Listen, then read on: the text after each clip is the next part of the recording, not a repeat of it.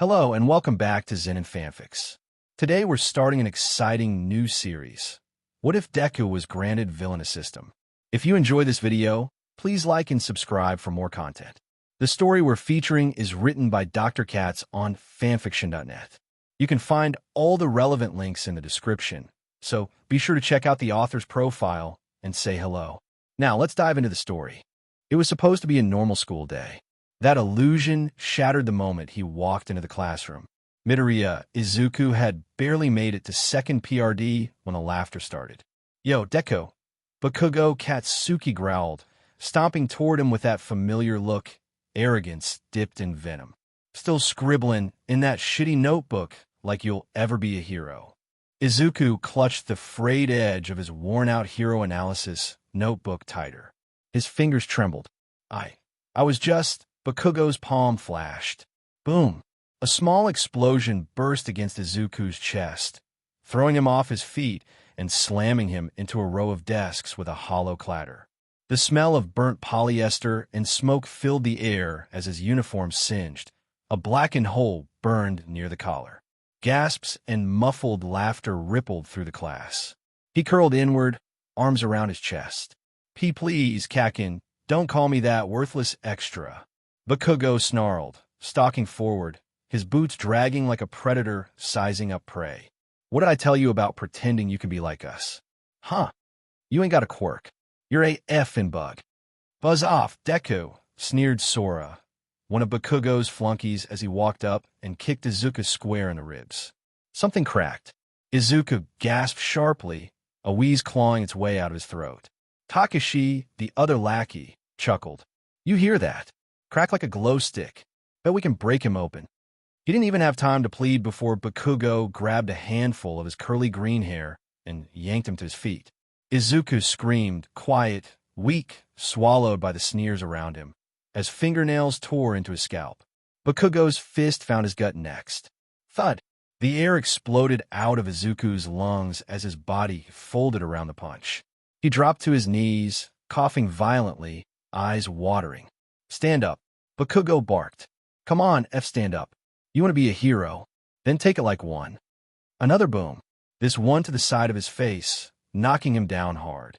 His cheeks smacked the linoleum floor. BLD smeared from his nose.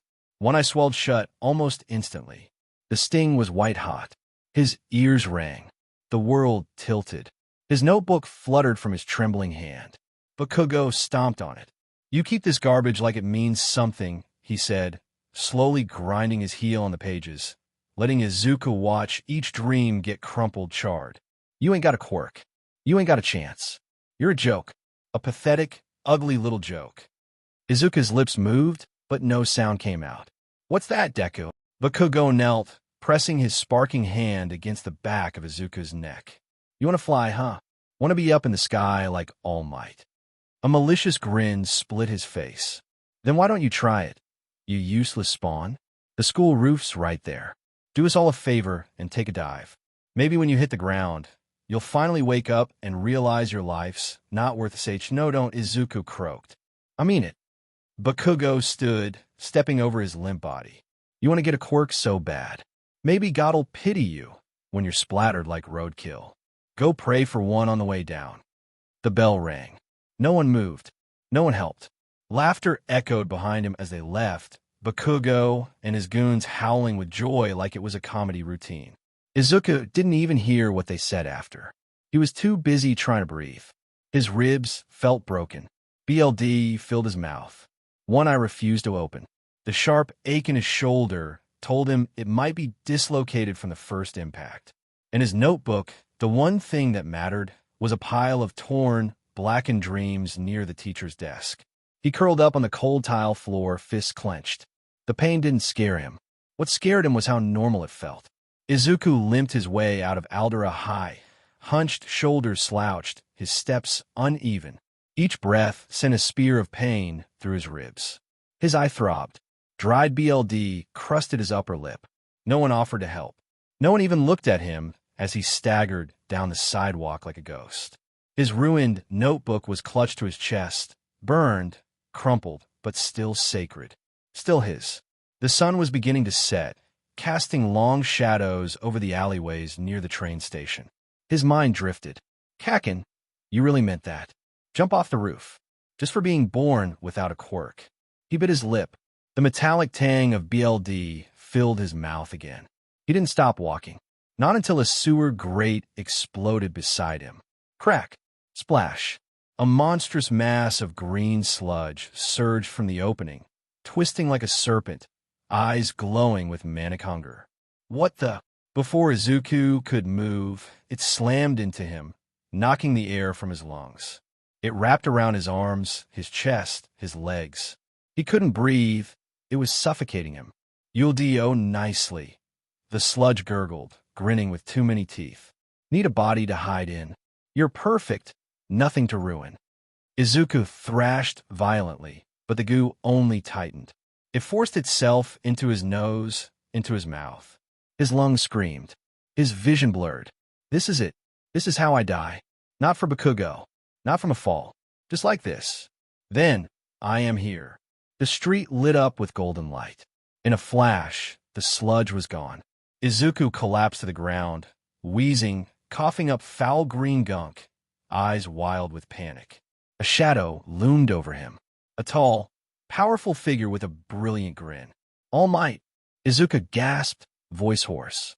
The #1 hero stood proudly in the fading sunlight, hair waving in the wind like a flag of hope. Fear not, citizen. Everything is under control now. He held a sealed soda bottle in his hand. The sludge villain was crammed inside, bubbling in rage. Izuku blinked, still shaking, then scrambled upright despite the pain, reaching for his notebook with trembling fingers. Wait. Could you sign this? Please. All Might laughed cheerfully. Of course. A fan, Young man, you've got heart. He scribbled his signature on the burned cover, right across the charred black where Bakugo's foot had stomped out a dream. Izuku bowed, tears gathering in his eyes. But he wasn't done. Wait, please, he shouted, holding up his hand as All Might prepared to leap. Just one question. All Might blinked. If someone doesn't have a quirk, do you think could they still be a hero? The smile vanished from All Might's face. For a moment, he looked old, quiet. Then he shook his head. I'm sorry, kid. No. And with that, boom, he leapt into the sky and vanished like smoke in the wind. Izuku stood frozen. The world dimmed. The air felt heavier than sludge. He walked home in silence. The apartment door creaked as he stepped inside. Izuku, his mother called from the kitchen. You're home late. Oh my God, your face. He forced a smile. I ran into a villain. What? She gasped, rushing to him. Your eye. Your ribs. Oh my baby, are you okay? She pulled him into a hug, her small hands fluttering against his bruised back, her voice trembling. It's okay, Mom, he mumbled. I'm okay. He didn't get me. Tears welled up in her eyes. Was it bad? Did someone help you? Izuku pulled away slowly, trying not to wince. All Might saved me. Her breath caught. All Might. He nodded and, despite everything, managed a smile. He opened his burnt notebook and showed her the signature on the cover. He signed it too. She covered her mouth, half crying, half smiling. Oh, Izuku, I'm so glad you're okay. Dinner was already on the table, his favorite, katsudan. She must have made it hoping to cheer him up. He sat down, offered thanks, and dug in. Each bite tasted like ashes. Are you sure you're okay? She asked again, watching him with concern. I'm fine, he said too quickly. I really am. Just tired. When the meal ended, he took the burned notebook to his room. His mother kissed his forehead, still worried, but said nothing more. He shut the door behind him. The silence screamed louder than Bakugo's insults. He knelt beside his bed, clutching the notebook in both hands. The signature was already smudged. The pages were blackened, some barely legible. Years of notes, years of dreams burned. All Might said no. His voice cracked. No quirk, no hero. The notebook slipped from his hands. He collapsed to his knees, head hanging low, shoulders trembling. His breath hitched once, twice. And then the dam broke. He sobbed. Quiet, broken sobs that racked his bruised ribs and made his teeth clench in pain. The world didn't want him. Not his classmates. Not the heroes. Not even his idol. Tears hit the floor. I just wanted to help people. But no one was going to help him. 1 week later, the classroom was louder than usual. Laughter, footsteps, chairs scraping tile. And all of it stopped when Izuku stepped in. Heads turned. Murmurs slithered across the room like snakes. Whispers not meant to be quiet. And someone chuckled. Did you get hit by a bus? What the hell happened to your face, Deku? Another said, pointing with a pen. Your eye looks like a balloon. Oh, maybe you got into another fight with gravity. One boy sneered, prompting a round of snickers. Izuku stood in the doorway, stiff, shoulders trembling slightly beneath his tattered uniform. A dark bruise marred half his face, purpling the skin around his left eye. His lip was cracked. Bandages curled from his wrist and neck like defeated flags. He didn't answer. He just walked his seat, head low. As he passed Bakugo, a leg shot out. He tripped, collapsing hard against the tile. His chin struck the floor. Pain spiked through his jaw. A few scattered pages from his ruined notebook fluttered from his bag. Whoops, Bakugo said with mock innocence. Did the floor attack you too, Deku? Everyone laughed. Even the teacher, who had just entered the room, said nothing. Izuku sat through class in silence. Every movement was agony. The laughter behind him never stopped. He traced his fingers along the spine of his notebook, feeling the cracked cover, the fresh signature across the burnt page. All Might's signature. It was the only thing left that hadn't been taken from him. But the day was long. The sun moved slowly, dragging his hope with it. And when the final bell rang, he didn't even make it to the exit before the voices came again. Hey, Deku, wait up. Where you going? We haven't congratulated you on surviving yesterday. They grabbed his bag, yanked his shoulder. Sora shoved him toward the stairwell, and Takashi followed, hands on his back like a sheepdog herding prey. Izuku said nothing, just let them push. They marched him to the roof. Always the roof. The sky was wide and blue. Clouds moved lazily across it. The fence shimmered in the sun like a cage of light. Bakugo stood near the center, arms folded, a bored expression on his face. T.H. Took your time, Deku. I have to get home. Bakugo's fist struck his stomach, folding him over with a pained gasp. Nah, I think you got time. Takashi and Sora laughed. Izuku stumbled backward, holding his stomach, coughing violently. You know what's funny? Sora asked, reaching into Izuku's bag. You really brought this thing again. He held up the burnt hero analysis notebook, the cover barely clinging to the spine. No, don't. He reached for it too slowly. Takashi held him back. Oh, wow. Takashi snorted, flipping through. He even circled the signature. All Might save me. What are you, 5? Look at this CRP, Bakugo said, snatching the book. Still dreaming about being a hero. Izuku lunged. Give it back. Bakugo didn't even move. He just slapped Izuku across the face with it, hard enough to draw a cry. Then, slowly, deliberately, he tore the notebook in half. Page by page. Rip, rip, rip. No. He dropped to his knees, trying to gather the torn pages. They scattered in the wind like feathers. Some floated beyond the safety fence. Gone forever. This is what happens, Bakugo said, stepping on the last page. When you act like someone you're not. Izuku sat there, still, shaking, fists clenched so tight his nails cut into his palms. The others laughed again, louder this time, cruel, carefree. They left him there, alone. The wind grew stronger. He stayed kneeling. He wanted to scream, to shout, to burn this whole place down. But no voice came. So he stood, and slowly, numbly, he walked to the fence. He grabbed it, then climbed, one leg, then the other. His fingers curled over the metal bars. He perched at the top, high above the edge of the roof. Below, the school courtyard bustled with students heading home. They looked so small from up here, like ants.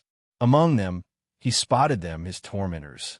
He looked down, and for the first time in hours, he was silent inside. If I just let go, he thought, I won't have to hurt anymore. They won't laugh. They'll shut up. He didn't want to die, but he didn't want to live like this anymore. A sob cracked his lips. His whole body trembled. I'm sorry, Mom. Then he let go. He fell. The wind screamed past his ears. The sky twisted. Time slowed. And just before everything went black, he saw their faces. Bakugo, Sora, Takashi, staring up in shock. Not horror, not guilt, just disbelief. And then darkness. The hospital's same-day pain. That was the first thing he registered when consciousness returned. A dull, raw ache that pulsed from the base of his skull to the tips of his toes, as if his entire body had been reconstructed wrong. His ribs felt like shattered glass. Breathing was a chore. His legs felt foreign. His hands wouldn't move. Only his eyes responded, heavy-lidded and dry. Above him, sterile white light buzzed, humming like an insect trapped in his skull. Then, ding! A glowing blue rectangle flickered to life in his vision, translucent and cold, hovering over the hospital's ceiling like a dream. System booting. Quirk activation requirements met. Initializing neural interface welcome, user. Before he could process what he was seeing, the window snapped shut, vanishing like a bubble just as his mother's voice cracked through the haze. Izuku. Baby. Oh my God, you're awake. The warmth in her voice stung worse than the broken ribs. Her face loomed over him, eyes red and puffy, cheeks soaked with tears. Her fingers clutched his hand, trembling, desperate, too tight. Why did you do that? Why, Izuku? What happened? Tell me, baby, please. He blinked slow. His throat burned. It was nothing. She flinched as if slapped. Don't you dare say that. Don't you dare. Her voice cracked. You jumped off the roof. You almost died. You're covered in tubes and wires and bones sticking the wrong way, and you want me to believe it was nothing. Izuku didn't answer. His gaze met hers, but it didn't linger. He wasn't looking at her anymore. He was looking through her, past her, beyond her. Inko's voice softened, broke entirely. You're my baby boy, she whispered, cradling his limp hand against her cheek. You're all I have. I don't want anything to happen to you. I'll quit my job. I'll take you somewhere else. I'll homeschool you. I'll move. Just tell me what happened. Please. He inhaled. The breath rattled in his lungs like dry leaves. I'm not happy, he said. 3 words, but they turned her to stone. Izuku. He closed his eyes. I'm sorry. She leaned closer, brushing hair from his forehead, tears dripping onto his sheets. No, don't say that, please. It's okay. It's not your fault, he cut in, voice low. Flat. You gave BRTH to someone broken, someone you couldn't be proud of, someone you couldn't believe in. I believe in you, she said sharply, clinging to him. I do. Don't you ever think I don't? Don't lie to me, he shouted, eyes snapping open. The veins in his neck straining as agony lit up his entire body from the sudden motion. Alarms beeped. The monitor screamed. His body locked down, ribs seizing, muscles twitching violently against the 4 lines. Don't lie. She recoiled, hands hovering over his bandaged chest, unsure whether to hold or let go. I've seen your face, he muttered, quieter now. The way you look when I bring home that notebook. The way you say hero like it's a curse in a house. Like you're already mourning a dream you know'll never come true. Don't pretend anymore. I'm tired of pretending. She was crying again, hands over her mouth, shaking. I just need time, he said, staring past her again. Please, just give me some time to think. She nodded, her whole frame quivering with defeat, and she left the room quietly. Ding! 50 villain points acquired. Another blue box shimmered into view, this one broader. It displayed a clean interface, 4 vertical bars, each with numeric stats next to them. Physical, 10 body, 10 mind, 20 charisma, 10 current villain points. 50 another message popped up, smoother, almost like a whisper in thought form. Villain points are earned through hostility, inciting negative emotion, causing psychological or physical harm. The greater the emotional damage or criminal impact, the higher the gain. Even self-defense can yield points if it goes far enough. The world says you can't be a hero, but your quirk says you could be a villain. He blinked, heart now thudding for a different reason. What is this? Am I dreaming? Am I hallucinating from a drags? The door clicked. A nurse entered, young, mid-20s, brunette hair tucked into a loose bun. She wore a soft smile and wheeled in a small tray of food. Good morning, Midoriya-kun. I'm Emmy.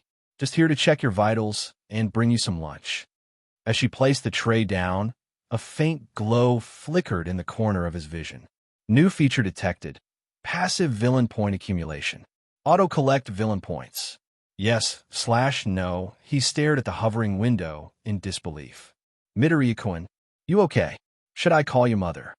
Still staring, still unsure if this was real, he thought the word. Yes. The second he did, a sensation clicked in his mind like a lever pulled. A slight, strange jolt. His hand moved without thinking, without planning. His palm lifted, fingers flexed, and then he flipped the nurse's skirt. She gasped, the tray clattering slightly. Her face flushed a deep red. Midoriya-kun. His eyes widened in genuine horror. I'm sorry. I didn't mean to. I have a nerve spasm. Reflex. It's the head trauma, I swear. The nurse pulled her skirt back down, cheeks crimson.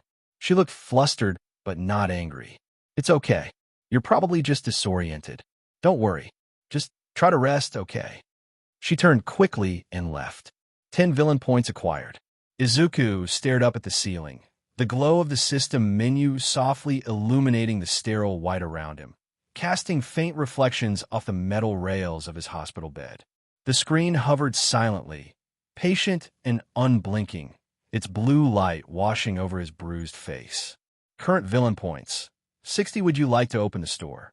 He hesitated, then thought the word. Yes. The system responded instantly. A new screen fanned out above him, dozens of icons and categories shimmering into view, items, skills, abilities, tools, even stat enhancements.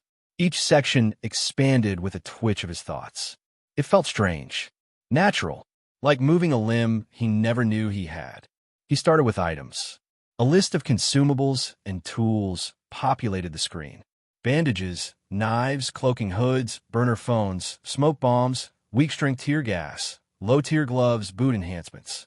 All priced between 10 to 200 points. One item glowed slightly brighter than the rest, highlighted in yellow, almost like a subtle nudge from the system itself. Auto-regen bandage. Cost. 10 VP heals minor damage over 10 minutes. Non-transferable. Single use.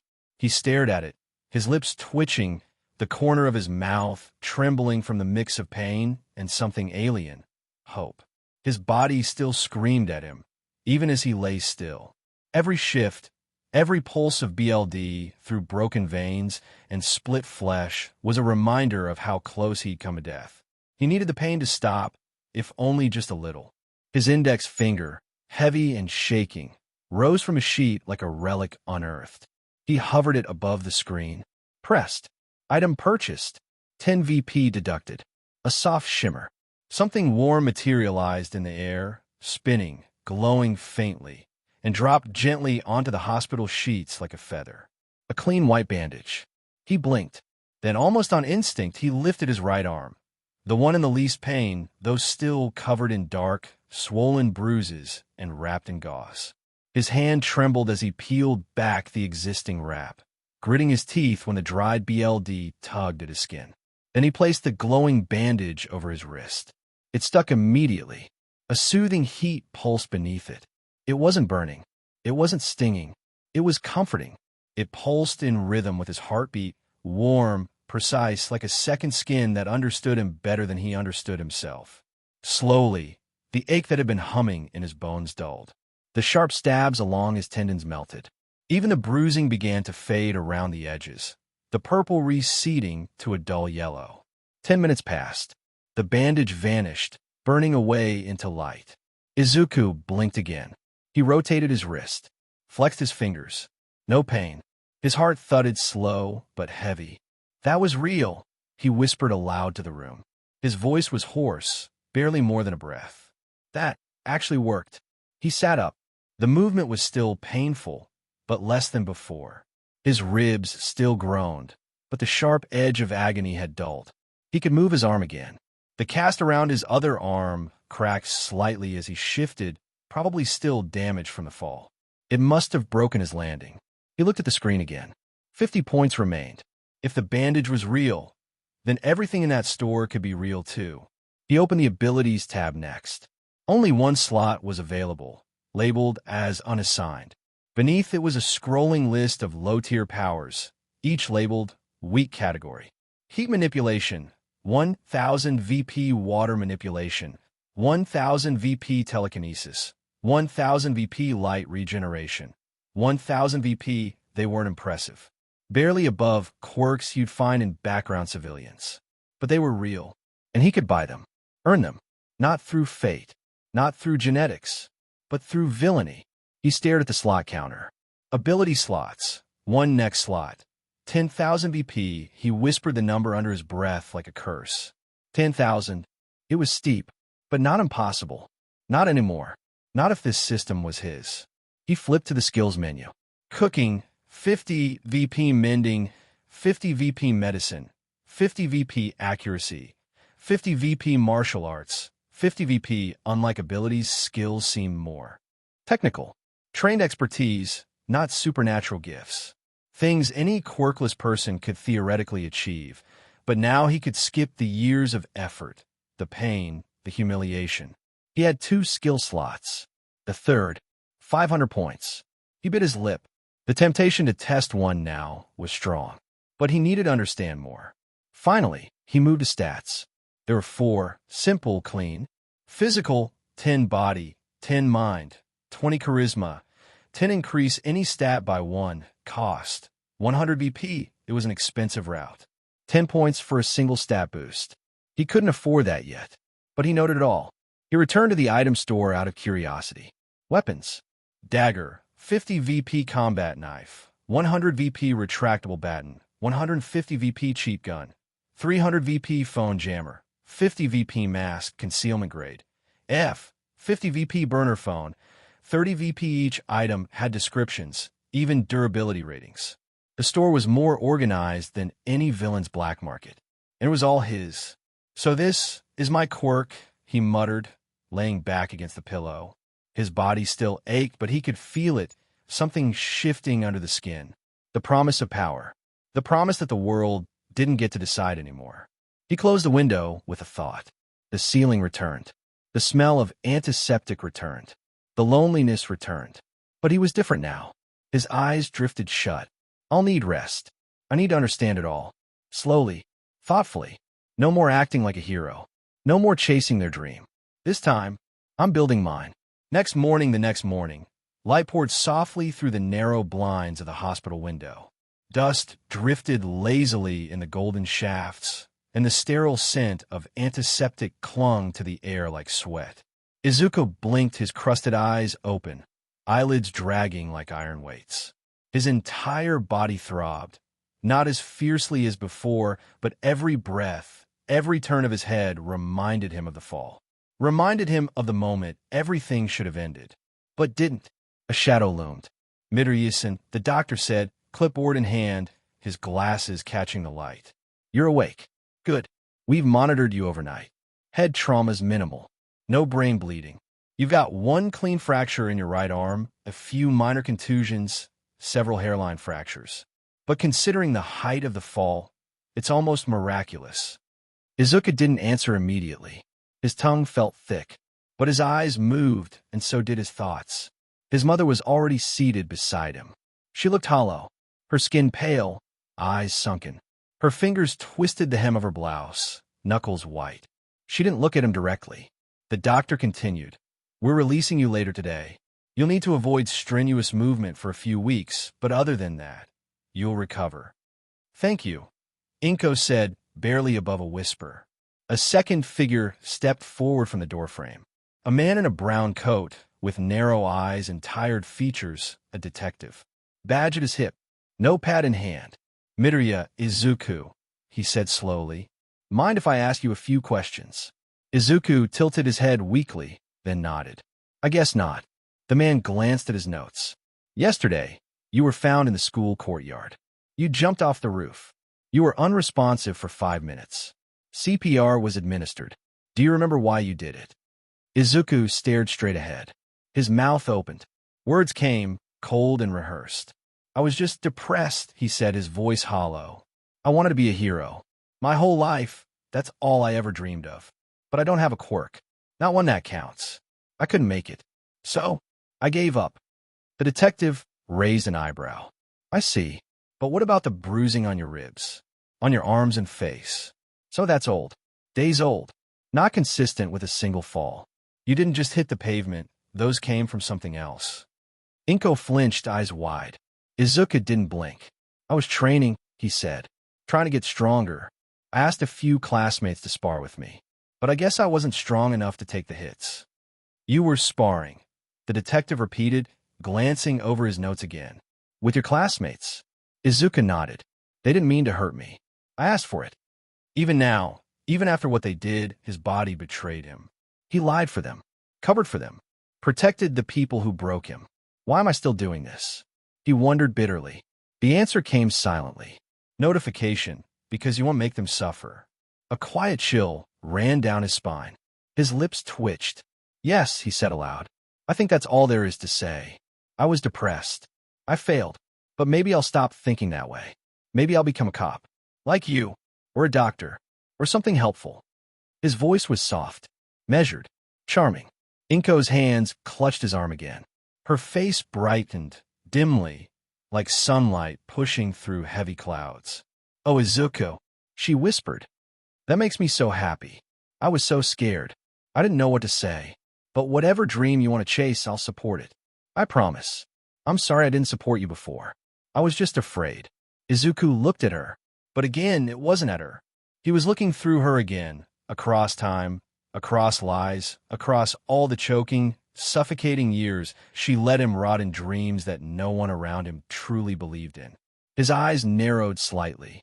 She would support any dream, except the one that truly mattered. A part of him wanted to lash out, to hurt her, to let the fury burn like acid in his throat and scream in her face for every moment she averted her gaze while he suffered. But he didn't. He smiled instead. It's fine, Mom. I'm sorry about what I said yesterday. Her eyes welled up. She leaned in and held him close again. His green eyes glimmered, sharp and dead. They went through discharge together in silence. The doctor gave instructions. Inko helped him with his bag. They hailed a cab, and no one mentioned what had happened. No one dared to say attempted suicide out loud. It became a ghost in the air, present but unacknowledged. Back home, Izuku stepped into his bedroom and closed the door behind him. It was quiet. He sat on the bed and summoned the screen. Villain points. 5030, burner phone purchased. The phone materialized in his hand, sleek, black, basic. No branding. When powered on, it loaded into a custom OS already connected to fake names, messaging apps, untraceable emails. It was like a black market hub, disguised as a common smartphone. He navigated the menus. It had an auto-delete tracker. If surveillance pinged it, he'd get notified instantly. Then it was recommended to destroy the device, crush, burn, discard. It was disposable, useful, untraceable. He smiled. Auto-collect villain points. On his fingers moved quickly. He registered dozens of dummy profiles, different names, different cities, different photos. He joined public forums, charity pages, mental health support groups, and local influencer comment sections. Then he began typing. No one actually cares if you live or die. These charities are just scams. Maybe if you stopped drinking and blaming the world, you wouldn't be an alcoholic failure. Cancer sob stories don't make you interesting. The rage was immediate. Replies poured in. Outrage, condemnation, swearing, lectures, threats, and every hateful response. One villain point acquired. 1 VP. He typed faster, crafted more targeted attacks. He found emotionally raw posts and lanced them with poison. Abused vulnerability, exploited grief. He leaned back in his chair, watching the screen tick upward. The points came slowly. Not much, but it was steady, and he controlled the rhythm. He wasn't just punching shadows anymore. He was harvesting them. By evening, the glow on his screen lit up. Total villain points, 100. He smirked to himself. Good, he whispered. Now we're getting somewhere. The next morning, Izuku awoke before dawn. The house was still, cloaked in silence. Outside, the sky was gray, the sun not yet risen. The only sound came from the soft hum of his burner phone charging beside his pillow. The system screen flickered faintly above his vision, waiting. Watching. Current villain points. 100. He stretched his fingers slowly. His arms still ached where the fracture lingered beneath the cast, but the dull pulse of pain was manageable. His body felt weak, but his mind, it buzzed. Awake. Alive. He opened the store again and stared at the interface. He could buy martial arts now. One skill. A technical foundation. Practical. Tactical. But he hesitated. Not yet. He could do more. Far more. Think more. There was no reason to rush power when power was becoming effortless to reach. He logged back into the fake accounts. Every post, every comment from the night before had racked up dozens of furious replies. Angry parents, grieving siblings, recovering addicts, cancer patients. Their fury fed him like embers feeding a slow-burning fire.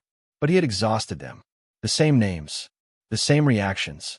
The system was no longer rewarding repeats. Notice, emotional saturation detected. Unique negative interactions are required to continue villain point accumulation. Izuku sat upright, adjusting his cracked phone screen and scrolling carefully. His green eyes gleamed, not with warmth but calculation. He made more counts. New faces, altered grammar patterns, switched slang, changed political alignments. Became 100 different people with 100 different ways to be hated. He didn't just provoke. He learned. He posed debate on both sides of arguments. He trolled religious forums, blasted celebrities for charity stunts, criticized support groups for clout chasing. He mocked someone's dead dog. He accused a PTSD veteran of cosplaying trauma. He told a suicidal teen to do it if you're that serious. Each new comment struck like a quiet knife. 1 VP, 1 VP, 1 VP, 1 VP. The stream was slower now, but it was wider. Spread across multiple platforms, the system tracked responses, tracked emotional damage. If they posted in pain, if they posted in rage, if they replied with tears or with threats. Villain points increased. He even tested the limits of anonymity, joined live streams, voice chats, whispered venom with fake voices, told stories of abuse, and then laughed at the sympathy, played the victim, then twisted the knife. By noon, he had hit 180 points. He stared at the number as if it were a mirror. This wasn't chance. It wasn't madness. It was mathematics. Pain was convertible. Anger was currency. He wasn't powerful yet, but he was resourceful. That was enough. At lunch, Inko made him rice porridge and miso soup. She placed it gently in front of him, offered a warm smile. "You're doing well today," she said carefully. "You seem more focused." He nodded. "I'm thinking about the future." "That's good." She rubbed his shoulder. "I'm just glad to have you home. You really scared me." He looked up at her and forced a small smile. "I know. I'll make it up to you." He meant it, but not in the way she thought. The moment she left the room, he booted up the store again. Now he moved with certainty. Martial arts, 50 points. Confirm purchase. Yes. His eyes widened as a low pulse rippled through his skull. Not pain, data. Like a file being downloaded directly into muscle memory. He saw moves he'd never performed. Felt weight distribution shift in his mind. Kicks, punches, stances, drills, holds, counters. His fingers twitched in rhythm. He made a fist. That simple gesture now had precision behind it. The system confirmed. Skill installed. Martial arts LV. One user now has basic training in close quarters combat. Styles included boxing, judo, karate, amateur, and street grapple variants. Skill slots remaining. 1. He closed the menu. Villain points dropped to 130. He stood. His body still ached, but there was alignment now. A sense of where his limbs should be. How to pivot. Where to shift weight. He mimicked a jab, careful not to strain his casted arm. His foot turned with it. His body followed. No more wasted movement. Even weak, he could fight now. And he was still climbing. The rest of the day passed in cycles. Eat, smile, fake, post, farm. He no longer responded emotionally to any comment he wrote. There was no thrill in being hated. Only harvest. The real rush came from watching the number tick. By nightfall, villain points, 300. He leaned back in his chair, burner phone dimming in his hand. His original phone, the one Inko gave him, sat untouched in his drawer. He wouldn't risk mixing signals. His new identity, Saikatsu, life in kanji, was already notorious in 4 communities, and the hate was still fresh. His fingers tapped lightly against his knee as he opened the ability menu again. He couldn't afford them yet, but they were waiting. Telekinesis, light regeneration, fire, water, weak abilities, but they weren't fake, and neither was he. The night was thick with silence. The only illumination in Izuku's dim bedroom came from the soft blue glow of the system screen suspended in the air. It hummed softly, almost warmly, but it gave no comfort. It felt like a ghost light, like something born from a grave. He stared at it. His eyes were tired but not heavy.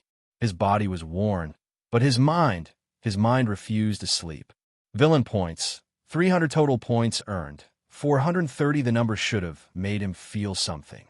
Pride, guilt, fear, something. But instead, he felt nothing. Not even hollow. Just still. And that unsettled him more than anything. He blinked, slowly, lips slightly parted as he leaned back against the headboard, legs curled under the blanket, heart thudding just loud enough to be annoying. Why don't I feel anything? He whispered aloud to himself. I've said some horrible things. I've posted lies. I've caused real people real pain. Some of them cried. Some of them begged me to stop. His fingers curled against the sheet. Why didn't I care? He stared down at his hands, turning them over in the dim light. They were trembling, not with fear, not with regret, but with confusion. Distant, like his body was remembering something he'd forgotten. Is it the system? He asked aloud, lifting his eyes to the screen. Is it doing this to me? Making me number inside? No answer came, only a silent flicker. Or is it me? The words were softer this time. Is it just that I've been like this for so long, I can't feel it anymore? Like the pain's always there, but it's so deep it feels normal now. He exhaled and shook his head slowly. I don't know. I don't know what I am anymore. The idea of being a villain should have terrified him, should have filled him with shame. After all, wasn't that everything he stood against? All Might, the heroes, his notebooks filled with praise and admiration for those who saved others, who stood for justice. That was the boy who used to live here. That was the dreamer. But dreams, he realized now, were fragile. Too fragile for a world like this. Do I want to be a villain? He asked himself quietly, eyes flicking toward the abilities tab again. Do I want to hurt people? The silence stretched. He thought about the names he insulted online, the strangers whose grief he'd mocked, the tears he'd triggered with keystrokes. It wasn't physical, but it cut them, pushed them closer to their own edge. His words had become weapons. Could he escalate from words to fists, from fists to knives? He didn't know, but he knew one thing with absolute clarity. I want to be stronger, he whispered. Not for power, not for fame, just for one reason. The screen pulsed, as if listening. I want revenge, he said louder now. Firmer. His fingers gripped the edge of the blanket, jaw clenched. Revenge for every time they laughed, every time they spat on my dream, every time they told me to die. I want them to feel it, all of it. I don't care if I'm a villain or a hero. A new notification chimed. New objective registered. Revenge, emotional alignment strengthened. Total villain points earned. 470/1000 system upgrade unlocked upon reaching 1000 total villain points. Progress is cumulative. Points may be spent freely. New abilities and systems will become available after upgrade. His breath caught. 1000 points. He could get stronger, faster, if he pushed himself harder, if he truly leaned into this path. He opened the abilities tab again. Light regeneration hovered in front of him, listed clearly under weak category. Light regeneration, cost, 1000 VP, accelerated healing. Can recover from superficial and moderate injuries. Will not restore stamina. Cooldown required. He exhaled sharply through his nose. Healing, it would be invaluable. If he got into a fight, if someone attacked him, if he fought back, even in self-defense, even if it was ugly. Then he scrolled further down. A secondary option had appeared beneath the shop recommendation section. Medical skill, 50 VP, all healing items and effects become 25% more effective. Stacks with upgrades. Includes basic medical knowledge, triage, wound care, basic first aid. A second notification appeared as if the system were responding to his line of thought. Query: can abilities be upgraded later? Answer: yes. Abilities may be upgraded with VP or through regular use over time. Some upgrades will unlock new variants. Synergies with skills will further enhance effectiveness. He sat in silence. The strategy came together in his mind like puzzle pieces. Regeneration for emergencies. Medical skill to extend the effectiveness of his healing items. Bandages could become pseudo-potions. A life-saving combo, if used right. But 1,000 points was steep. Too steep right now. He needed a grind. He closed the menu and lay back again, staring at the ceiling, that soft blue light still glowing faintly across the cracks in the plaster. Just keep farming, he whispered. Just keep climbing. They thought they could break me. His lips pulled into a slow, humorless smile. But the fall didn't kill me. The next morning, the morning light spilled lazily across the rooftops of Mizutofu, drenching the neighborhood in a sleepy orange hue. Shadows stretched along the narrow streets, as if trying to cling to the last fragments of night. A breeze moved through the alleys, tugging gently at green curtains through open windows and carrying the distant hum of a train departing somewhere far off. Izuku stood by the door, tying his shoes with one hand, the other still in a cast. The stiffness in his joints had lessened since the incident, but his body remained fragile, echoing pain beneath every movement like a memory that refused to fade. His mother hovered nearby, watching him with nervous eyes as she smoothed the front of his jacket. "You don't have to go out, sweetie," she said, smiling faintly, masking concern behind warmth. "You're still healing. You should rest a little more." Izuku shook his head and gave her a gentle, well-rehearsed smile. "I just need some fresh air, Mom. I'll be careful." She nodded slowly, clearly uncertain but unwilling to argue. "Okay, just don't go too far." "I won't." He turned, opened the door, and stepped into the sun. The brightness bit at his eyes. He blinked, adjusting. The world seemed slower outside. The birds too loud, the wind too soft. Everything moved like it was underwater, distant and muffled, except the screen in his vision, ever present and glowing faintly behind his eyes like a second consciousness. He walked aimlessly at first, past fences, past rusted bikes leaning on porches, past the familiar rows of apartment buildings he had long since stopped seeing. His feet moved with no thought. His mind, however, was racing, spinning through possibilities, scenarios, questions. He needed more villain points. The online flame wars were efficient but slow. What would happen if he took it further? As if summoned by his thoughts, a small playground emerged around the corner. Rusted swings creaked lazily in the breeze. An old slide glinted beneath a thin layer of morning dew. And near the sandbox, two children knelt, no older than 6 or 7, building a lopsided sandcastle with their bare hands and unfiltered giggles. Izuku stopped, blinking. For a moment, something stirred, nostalgia, maybe. He remembered sitting in a sandbox like that, alone mostly, dreaming of being All Might, drawing cape designs in the dirt. He smiled faintly. Then his smile vanished. His legs moved. He wasn't sure when or why, only that he was standing directly in front of them, casting a long shadow across their work. One child looked up at him, big brown eyes full of confusion. "Mister," and then he kicked. Hard. The sandcastle exploded. The mound collapsed violently into both children, burying them partially in dust and grit. The girl squealed. The boy coughed and flinched backward. Then Izuku opened his mouth.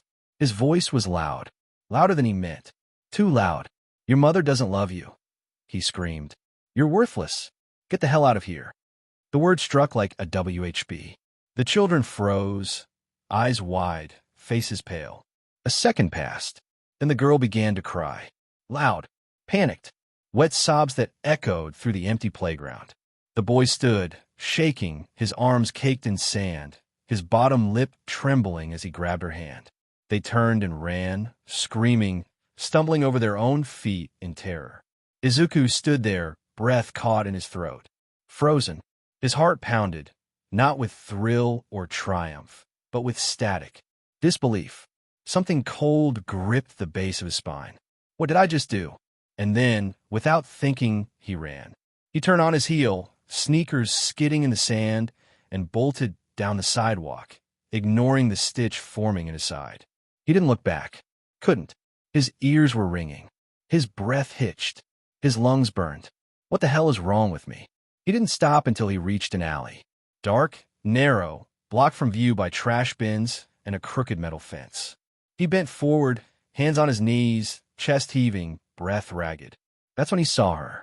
A girl. His age. Maybe a year older. Uniformed. Phone in hand. Walking briskly through the opposite end of the alley, earbuds in. His hand moved before he could think. He reached out, grabbed the hem of her skirt, and flipped it. The fabric flew upward, flashing pale thighs and pink-striped underwear. The girl gasped in horror, spinning around with wide, mortified eyes. Pervert. Izuku's face flushed scarlet. I'm sorry. My bad. Reflex, head injury, bad nerves. I didn't mean. He was already running again before she could finish yelling. She shouted behind him, but he didn't hear her words. His BLD roared in his ears. He ran until he couldn't. Then, finally, breathless and drenched in sweat, he collapsed against the side of a vending machine. The metal was cool against his back. His head hung low, eyes wide, face still flushed with shame. His heart was pounding harder now, not from exertion, but from realization. Ding. Notification. Do you still wish to keep auto-collect villain points active? Yes/no. He stared at the words for a long moment, chest heaving. His hand rose, trembled. He thought of the children, the girl's underwear, the crying, the shame, the disgust in their eyes, the burning guilt in his own chest. Then he clicked no. Auto-collect deactivated. Silence returned. He leaned against the machine and let himself sink into the moment. Villain points earned. 150, he saw the number. And despite the hollow feeling in his gut, he smiled. Just slightly. I need to be smarter, he whispered. More careful.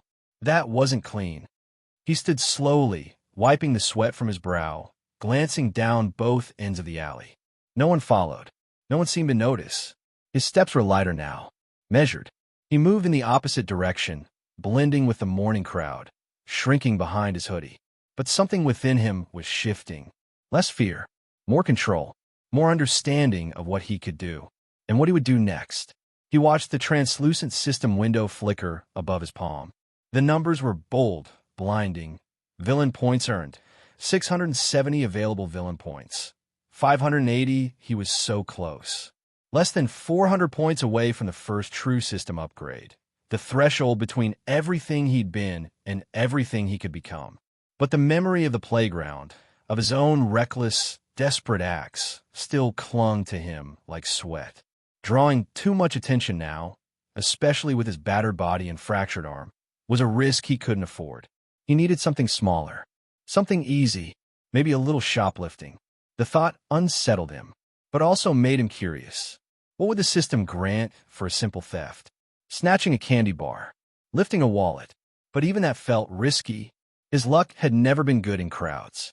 If a cashier shouted, if a stranger stepped in, he wouldn't be able to outrun anyone. Not yet.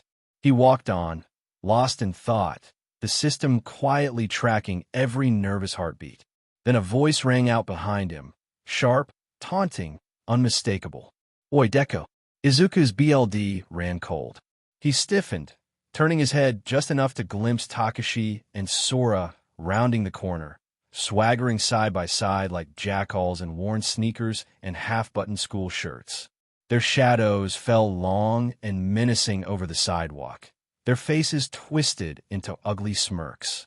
Didn't think you'd show your face so soon, freak, Sora sneered, eyes glinting with malice.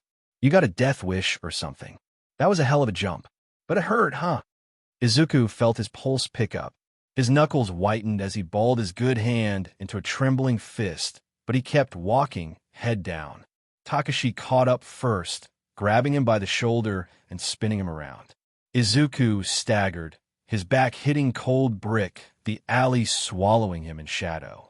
Sora blocked the exit. "Hey, where you going?" Takashi jeered, shoving him hard into the wall. "You've been running your mouth. You tell anyone about what happened at school?" "Huh? I haven't told anyone," Izuku muttered, refusing to look them in the eye. "You better not have," Sora said, voice dangerously low. "'Cause it was just a joke, right? You know that, yeah." Takashi leaned in, breath hot and sour. "Yeah, man, just a joke. You took it too seriously. You always do. That's why nobody likes you." Izuku's jaw clenched.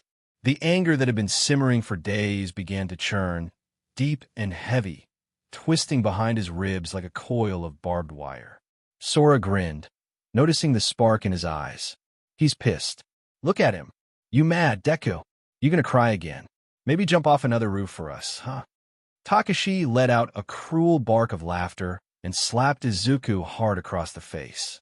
The sting snapped his head to the side, his ears ringing. Pain shot through his jaw and cheekbone, but he bit down, swallowing a cry. "Answer us, you little freak." Takashi barked, seizing a handful of Izuku's hair and wrenching his head back, slamming it into the wall. The world spun. Lights danced in his vision. His knees buckled. He dropped to the ground. Sora stepped forward and pressed his shoe down on Izuku's back, pinning him to the dirty alley floor. "You know, you look good down there, Deku. Right where you belong." Izuku grit his teeth, nails digging into his palms, fighting the urge to scream. The anger was there, bright, sharp, alive. It was more than humiliation. It was fury, rage, survival. They wanted him broken. They wanted him crushed. Not today. Not anymore. The system window flickered. Shop, dagger, 30 VP. Purchase. The choice was instant. Yes. The world stilled for a fraction of a second. A cool weight materialized in his palm. A small, wicked blade, black handle, sharp edge, compact enough to hide, but deadly enough to change everything. Takashi's foot lifted just as Sora reached down to pull him up again by the collar. Izuku's eyes snapped wide, wild and glassy. The dagger pressed to his palm, so tight his knuckles blanched. The pain, the humiliation, the rage, all of it erupted in a single, primal scream. He lunged. Steel flashed. The dagger plunged into Takashi's abdomen with a sickening, wet sound, punching through cheap fabric and soft flesh. Takashi's eyes went wide, his face pale, mouth forming a perfect O of shock. BLD blossomed, dark and hot, staining his shirt. Izuku twisted the blade, his teeth bared. Takashi shrieked and shoved him away, stumbling back, hands flying to his stomach. Sora's eyes widened in horror.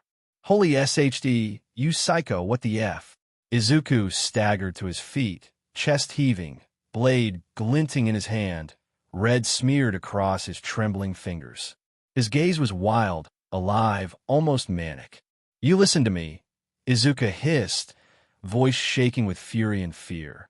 "If I ever catch you or any of your buddies harassing me, or anyone else, I'll kill you. I swear to God, I'll kill you all." His words echoed, sharp and ugly, vibrating with a kind of truth he'd never known before. "You think I'm weak. You think I'm helpless. You think you can do whatever you want of me."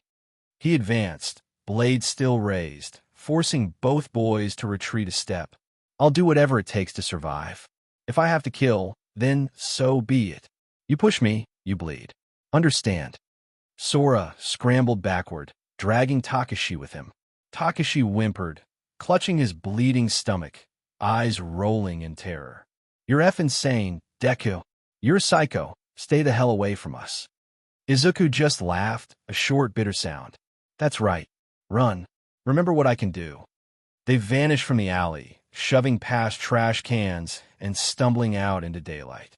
Izuku watched them go, breathing hard, sweat plastering his hair to his forehead. His knees gave out. He collapsed against the wall, the bloody dagger dropping from his hand with a dull clatter. A fresh wave of notifications surged across the system. Villain points earned. 100 direct physical violence. Weapon use 75 intimidation. 25 total earned. 770 current available. 630, he stared at the weapon lying on the concrete. BLD soaking into the cracks. the evidence of what he'd done. There was fear in his chest, yes, but there was also relief. Satisfaction. Something primal, something necessary. He'd survived. He'd made the meal. He wiped the blade on his sleeve, wrapping it quickly in his jacket and tucking it beneath his waistband. He forced himself to his feet, ignoring the ache, the tremble, the rush of adrenaline still crackling through his limbs. He scanned the alley for witnesses. There were none.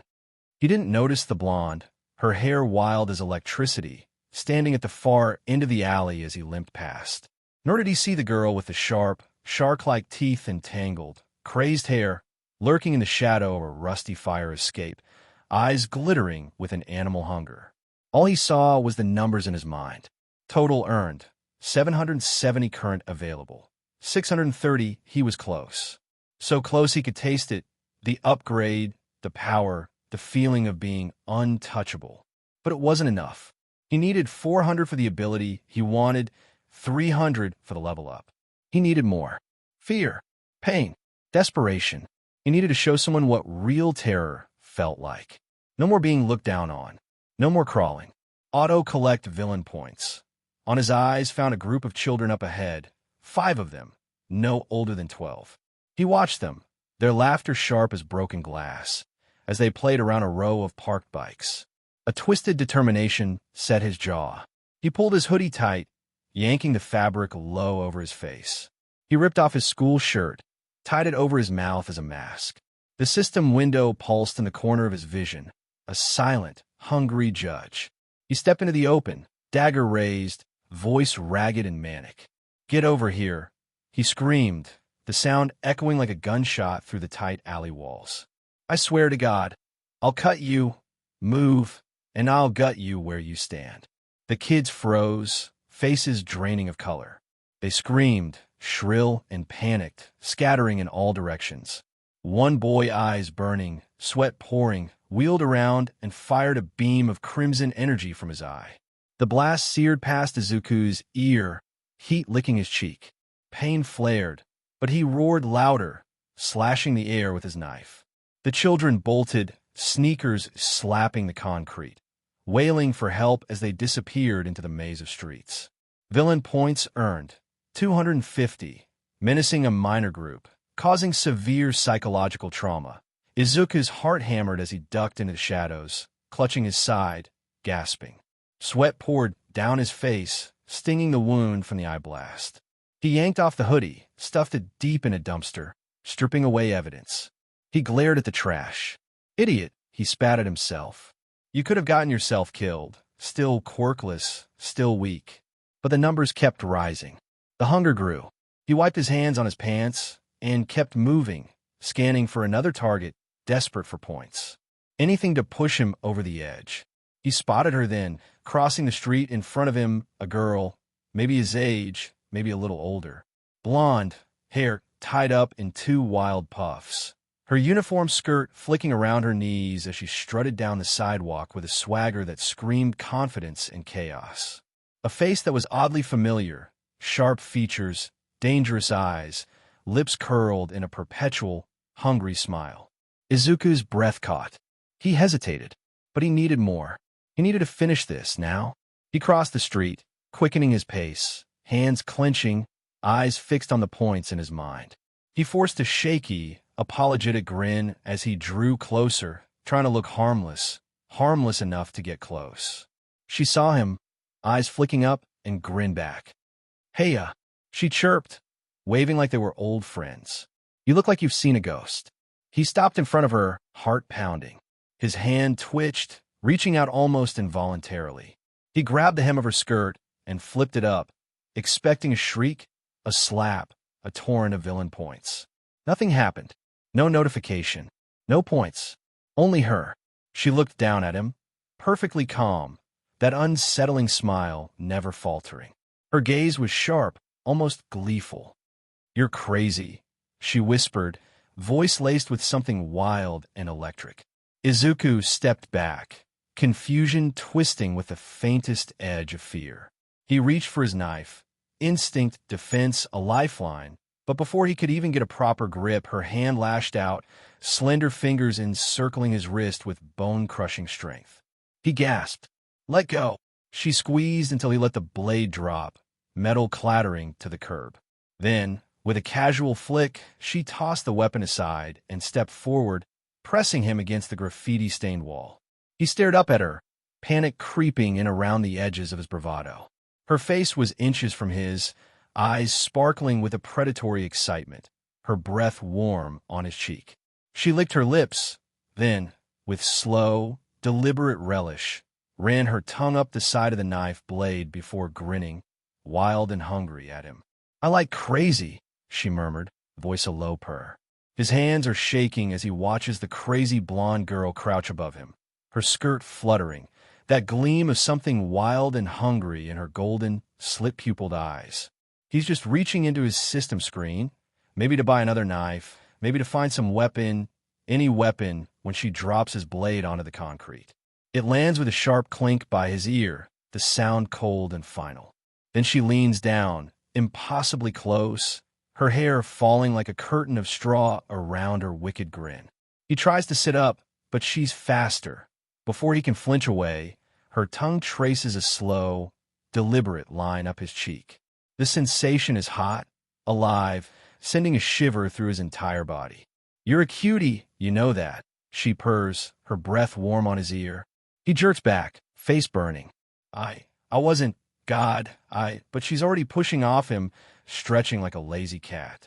She stands, tilting her head, eyes alight with mischief.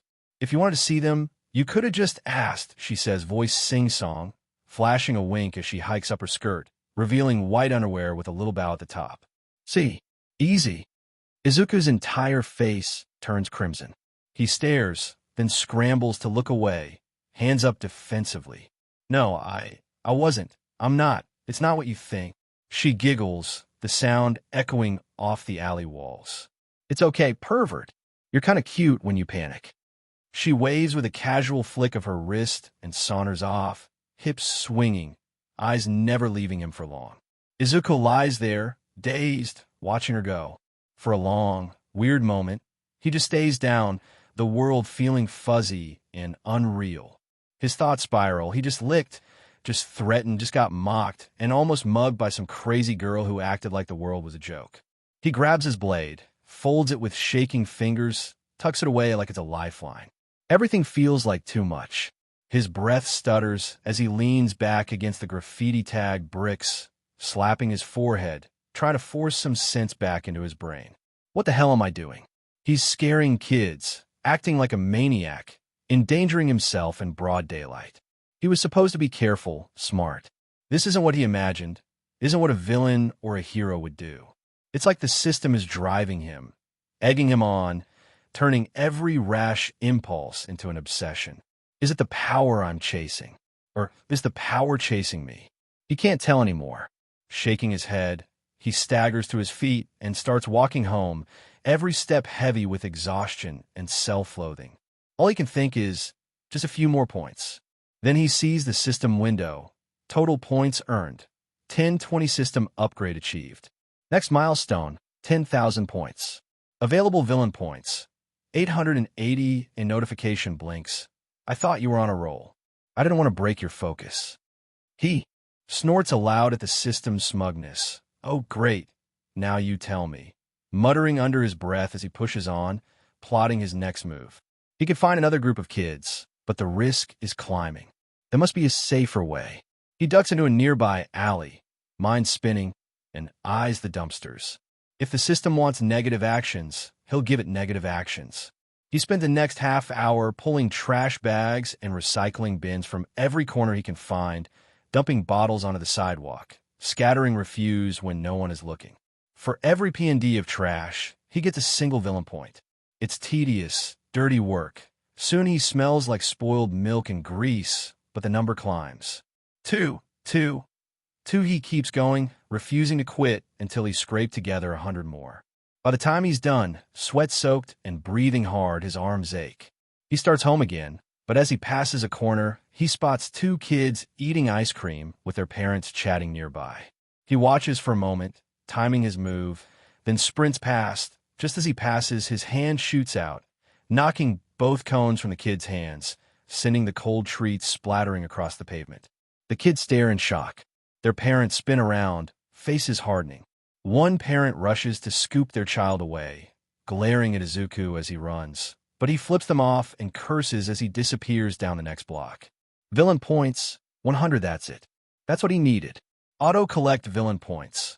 Off he gets home, the numbers dancing in his mind, feeling lightheaded from hunger and adrenaline. His mother isn't back yet. He makes it to the bathroom, strips out of his ruined clothes, and stands under the hot water until the grime and the day's weight begin to melt away. When he steps out, he feels almost human again. He dries off, dresses in clean shorts and a gray shirt, carefully fixing the cast on his arm.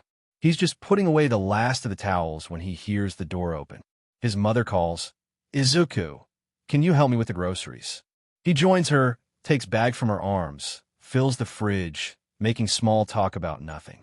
She asks if he's feeling better. He just nods, keeping his smile bland and empty, thinking of nothing but the next steps. There's a knock at the door. He's halfway through sorting rice packets when his mother answers. He hears the creak of the hinge, then his mother's startled voice. Standing in the entryway is the same blonde girl, yellow eyes gleaming, sharp canines peeking from her wide smile. Her uniform is immaculate, tied perfectly straight. She looks for all the world like the model student, except for the feral energy crackling beneath her skin. "Hello, I'm Himiko Toga. Nice to meet you. I'm Izuku Midoriya's girlfriend." She beams, hands folded politely in front of her skirt. Izuku nearly drops the carton of milk. His mother's jaw falls open. "Girlfriend. I Izuku." He rushes over, forcing a tight, sheepish grin. Mom, could we maybe talk in my room?" Himiko waves, stepping inside like she owns the place. "Sorry to barge in, Mrs. Midoriya, but your son's amazing. You should be proud." His mother is so shocked she just stares, but Izuku pulls Himiko by the wrist, shutting his door firmly behind them. He rounds on her, trying to keep his voice steady. "How do you know my name? What do you want?" She flops onto his bed, grinning, swinging her legs. "Oh, easy. You're kind of famous, you know." She whips out her phone, flipping the screen to show him a news article. Aldera student's tragic attempt, classmates in shock. There's a photo of him, battered and blank-eyed, his name plastered in bold across the headline. Himiko leans closer, phone inches from his face. "You look so familiar, and I just had to check. Turns out you're on the news." She winks. "At first I thought, wow, what a cute little victim. But then I looked deeper. Your name, your accounts, nothing out of the ordinary, just normal, boring hero worship stuff. But I have a nose for these things, you know." Izuku steps back, pressing himself against his dresser. "You follow me home. Of course. You need to keep an eye on your back. You're so adorably sloppy." She says sing-song, her eyes dancing with delight and menace. "You're lucky it was me. Could have been a villain. Could have been a hero. Could have been your old pals from school." She shrugs. "But it's just me." He swallows. "Why me? What do you want?" She cocked her head, twirling a strand of hair around one finger. "Because I saw you. Not the news, not the rumors, I saw you. Down in the dirt, knife in hand, wild in the eyes, desperate and appealing. I like people like you, Midoriya. I like the broken ones. The ones who fight back. The ones who aren't afraid to bleed a little." He tries to keep his expression neutral, but the weight of her gaze presses down on him. Electric, dangerous. "You're crazy." She beams. "Of course. Aren't you? Don't you get it? We're the same. No matter how much you try to hide it, I can see it. I can smell it. You're just as lost as I am. Just as hungry." Izuku sits on the edge of his chair, trying to process the storm of thoughts crashing through his head. He feels exposed, like she's peeling away the skin, the mask, seeing what's underneath. He forces his voice to work. "So, what do you want from me?" She leans forward, smile sharpening. "I want to play, Midoriya. I want to see what you'll become. I want to see what we could do together." He can't tell if he's terrified or intrigued. Maybe both. Maybe that's exactly how she wants him.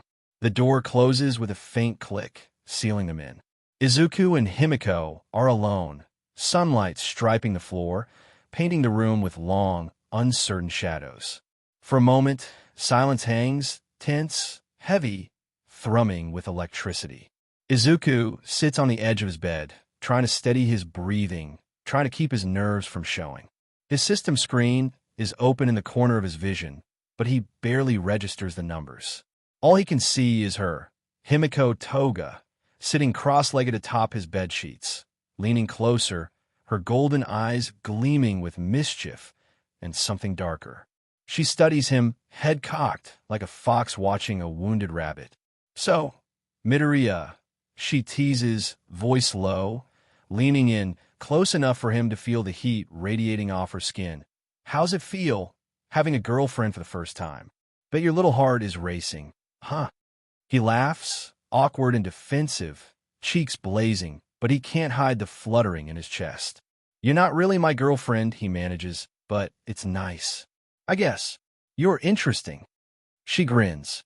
"You mean crazy," she purrs, sliding a little closer, her skirt riding up her thighs, one knee nudging his. "Don't worry, I like crazy. You do too, don't you? Or you would have run by now." He wants to deny it, but his voice fails. The truth is, there's something magnetic about her. She's chaos, unpredictability, and hunger, all the things he's been suppressing, all the things the world told him to fear. Maybe he should fear her. Maybe he does, but he doesn't move. Her hand slides up his chest, warm and trembling, her eyes never leaving his. She kisses him, rough, breathless, shockingly inexperienced, her lips clashing against his with wild urgency. At first he freezes, stunned, but her hand curls into his shirt and pulls him closer, demanding, desperate. He kisses her back, clumsy but sincere, his face burning so red it feels feverish. It's messy, nothing like he imagined, but he lets himself have it, lets himself feel for once, lets himself take what's given instead of begging for scraps. He feels alive. He feels wanted. When their lips part, she's grinning, mad, delighted. "You're not so bad at this, you know, and you didn't even pull away." He's dazed, voice shaky. Why would I?" She smirks, leaning in, her tongue flicking out to lick a slow, teasing line up his cheek, making his heart stutter. "Most boys would run. Most boys would be scared." Her voice softens. "But you're different. You're broken in all the right ways. Like me." He swallows, still catching his breath, searching her face for a sign, anything to tell him what comes next. She leans her forehead to his, letting out a shuddering breath. "I need something," she whispers, voice trembling now, losing its manic edge. "It's my quirk, you know, it's BLD. I need to drink it. If I don't, I get itchy inside, crazy in a bad way. My parents, they call me a monster. My teachers, they call me a freak. Everyone I ever loved left me because of it." She drops her gaze, hugging her knees to her chest, the bravado leaking away to reveal raw, aching shame. They screamed when I showed them. When I was little, I thought it was normal. Just an itch, right? Something you scratch and it feels better. But the first time I did it at school, I saw the eyes, the terror, the disgust. My mother called me a demon, and my father, he said I'd never be happy. I tried to stop. I really did. But I couldn't. I'm not normal, Izuku. He feels something tighten in his chest, something old and familiar. He knows the weight of rejection. The sting of being called a mistake, a monster. He lies back on his bed, looking at the ceiling, loosening the collar of his shirt. "You want a drink?" he says, voice light, as if he's asking her what she wants for dinner. "Go ahead. I'm not scared." She looks at him, stunned. Tears shimmer in her yellow eyes, making her look more vulnerable than he ever imagined. You mean it?" Her voice cracks. He nods, baring his throat, pulse fluttering beneath pale skin. "Just be gentle, okay?" A single tear slides down her cheek as she crawls atop him, straddling his hips. Her hands are trembling as she strokes his hair back, kissing his neck softly, first one kiss, then another, then a teasing nip with her sharp teeth. She waits, half expecting him to shove her away, but when he doesn't, she sinks her fangs in, quick, practiced, almost gentle. There's no pain, only numbness at first, then a strange, blissful warmth. He feels her tongue dart out, lapping up every drop, and for a moment it's like the world fades away. There's only her drinking and him letting her. The sensation is oddly comforting, a shared loneliness easing, for just a moment in BLD. When she finally pulls away, she's crying openly, cheeks wet, her lips stained red. She stares at him, awestruck. You're the first person to ever do this for me, she whispers, voice raw and trembling. She crashes into him, kissing him fiercely, hungrily, hands threading through his hair, her entire body shaking with emotion. He kisses back, letting her passion sweep him along, feeling his own tears start. He doesn't know why he's crying, maybe relief, maybe gratitude, maybe the strange, sweet pain of finally being seen. She's stripping off her skirt, tugging at her shirt, fumbling at his waistband, desperate for more contact. Panic and excitement war in his chest. This is moving too fast, too much, but he can't stop, can't let go. Then the door bursts open. His mother stands in the doorway, eyes wide with horror, groceries tumbling from her arms. For a moment, no one moves. Toga tries to keep going, her hands sliding under Izuku's shirt, but Inko rushes forward, grabbing her by the shoulders and hauling her off her son. What the hell are you doing? Get away from him.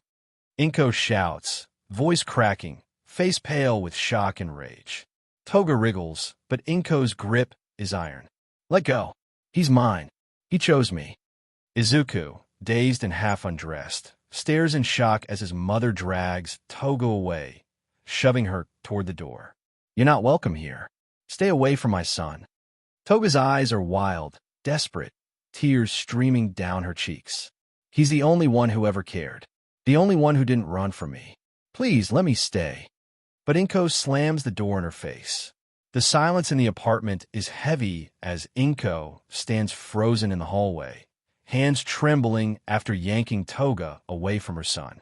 Behind the closed door, Himiko is still mewling, scratching and pawing like a cat desperate to get in, her nails dragging little stuttering crescendos across the cheap wood. Izuku wipes BLD from his neck and pulls his shirt straight, not sure whether to laugh, cry, or faint. He glances at his mother, who stares at the door, eyes wide, torn between fury, confusion, and the sharp ache of a parent on the verge of losing control. A fresh yowl. Please. I'm sorry. I just wanted to help. Don't lock me out. I can explain. I didn't mean to hurt anyone. I'll be good, I promise. The voice is small, pitiful. Even Izuku feels his chest twinge. She sounds more like a lost child than a monster. He walks over, opens the door a crack. Toga all but falls through it, catching herself with a feline twist, blinking up at Inko and sniffing. I'm sorry, she says, voice trembling. I got too emotional, that's all. Please don't be mad. I just wanted to be here for him.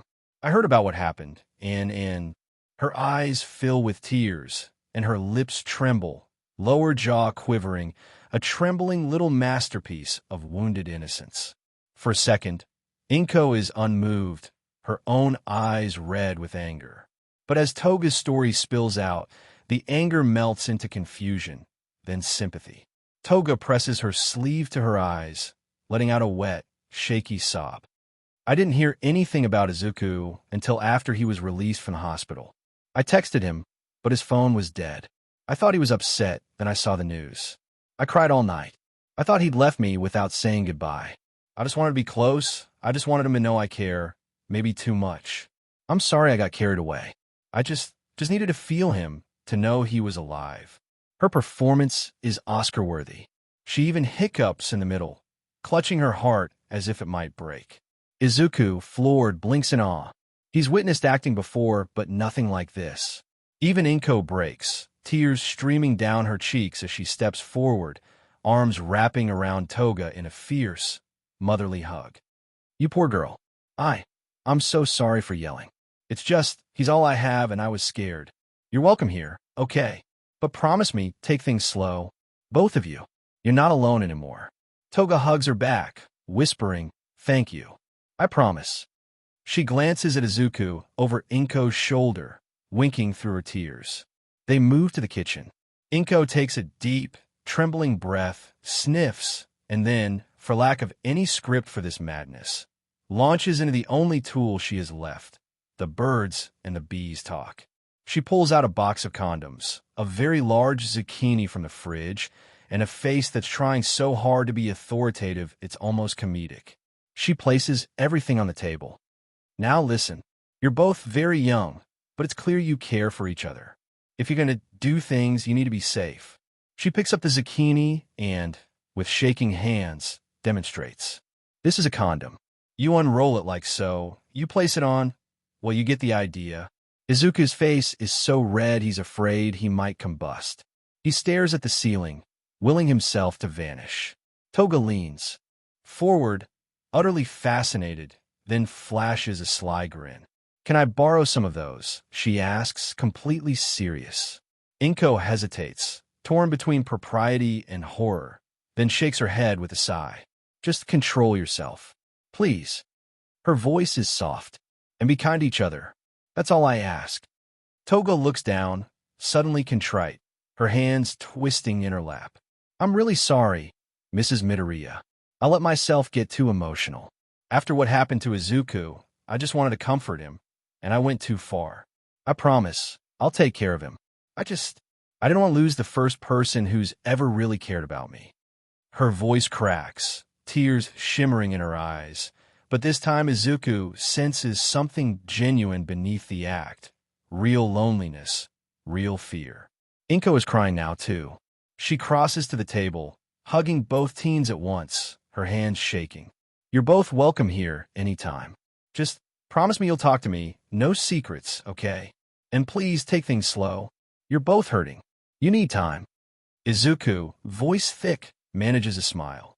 Thanks, Mom. We'll be good. I promise. Toga nods fiercely, holding Inko tight, then releasing her with a sniff and a teary smile. Thank you. Really? Izuku stands, glancing at Toga. Can we go talk? I just want to clear my head. Inko nods, waving them off as she wipes her eyes and retreats to the kitchen.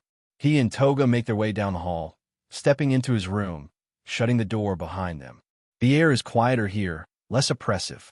Toga flops onto his bed, arms wide, grinning as if nothing had happened. Your mom is adorable, she says. And so are you. Izuku sighs, sitting beside her, examining his cast. He can feel the itch beneath it, the ache of healing bones, the dull pulse of exhaustion from the day's chaos. With a flick of thought, he opens his system screen. Ability unlocked. Light regeneration choose. Full body regeneration or crucial injury regeneration will induce severe fatigue and require cooldown. He selects crucial injury regeneration. His cast tingles, then grows uncomfortably hot. The bones inside it, the muscles swelling and shifting as pain, gives way to an overwhelming weariness.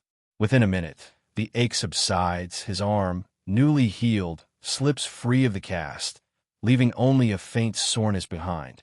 He collapses backward onto the bed, breath shallow, body heavy. Toga immediately climbs atop him, straddling his hips, hands on his chest. She leans down, licking his neck, her tongue tracing the spot where her fangs pierced him before. What's wrong? She purrs, eyes half-lidded, smile sly. You look tired. Want me to take care of you? He blushes, trying to sit up, but her weight keeps him pinned. It's nothing, just tired. Use my quirk. Takes a lot out of me. The air is still electric. Izuku's heart hammers in his chest as he sits cross-legged beside Toga on the rumpled bed. He glances at the system window, flickering in his vision. Recruit option. Slot 1 open, next slot. 10,000 villain points, recruit 1 person. Any villainous action they take will earn you a percentage of their points, based on your bond level. Points gained through them can be spent to upgrade, skill, or empower them. You are the boss. He swallows, looking at Toga, really looking at her. She's all wild devotion and sharp smiles, her knees pulled up to her chin, yellow eyes huge and searching. His voice is low, uncertain. Toga, would you want to be part of my crew? Instantly, her whole face lights up.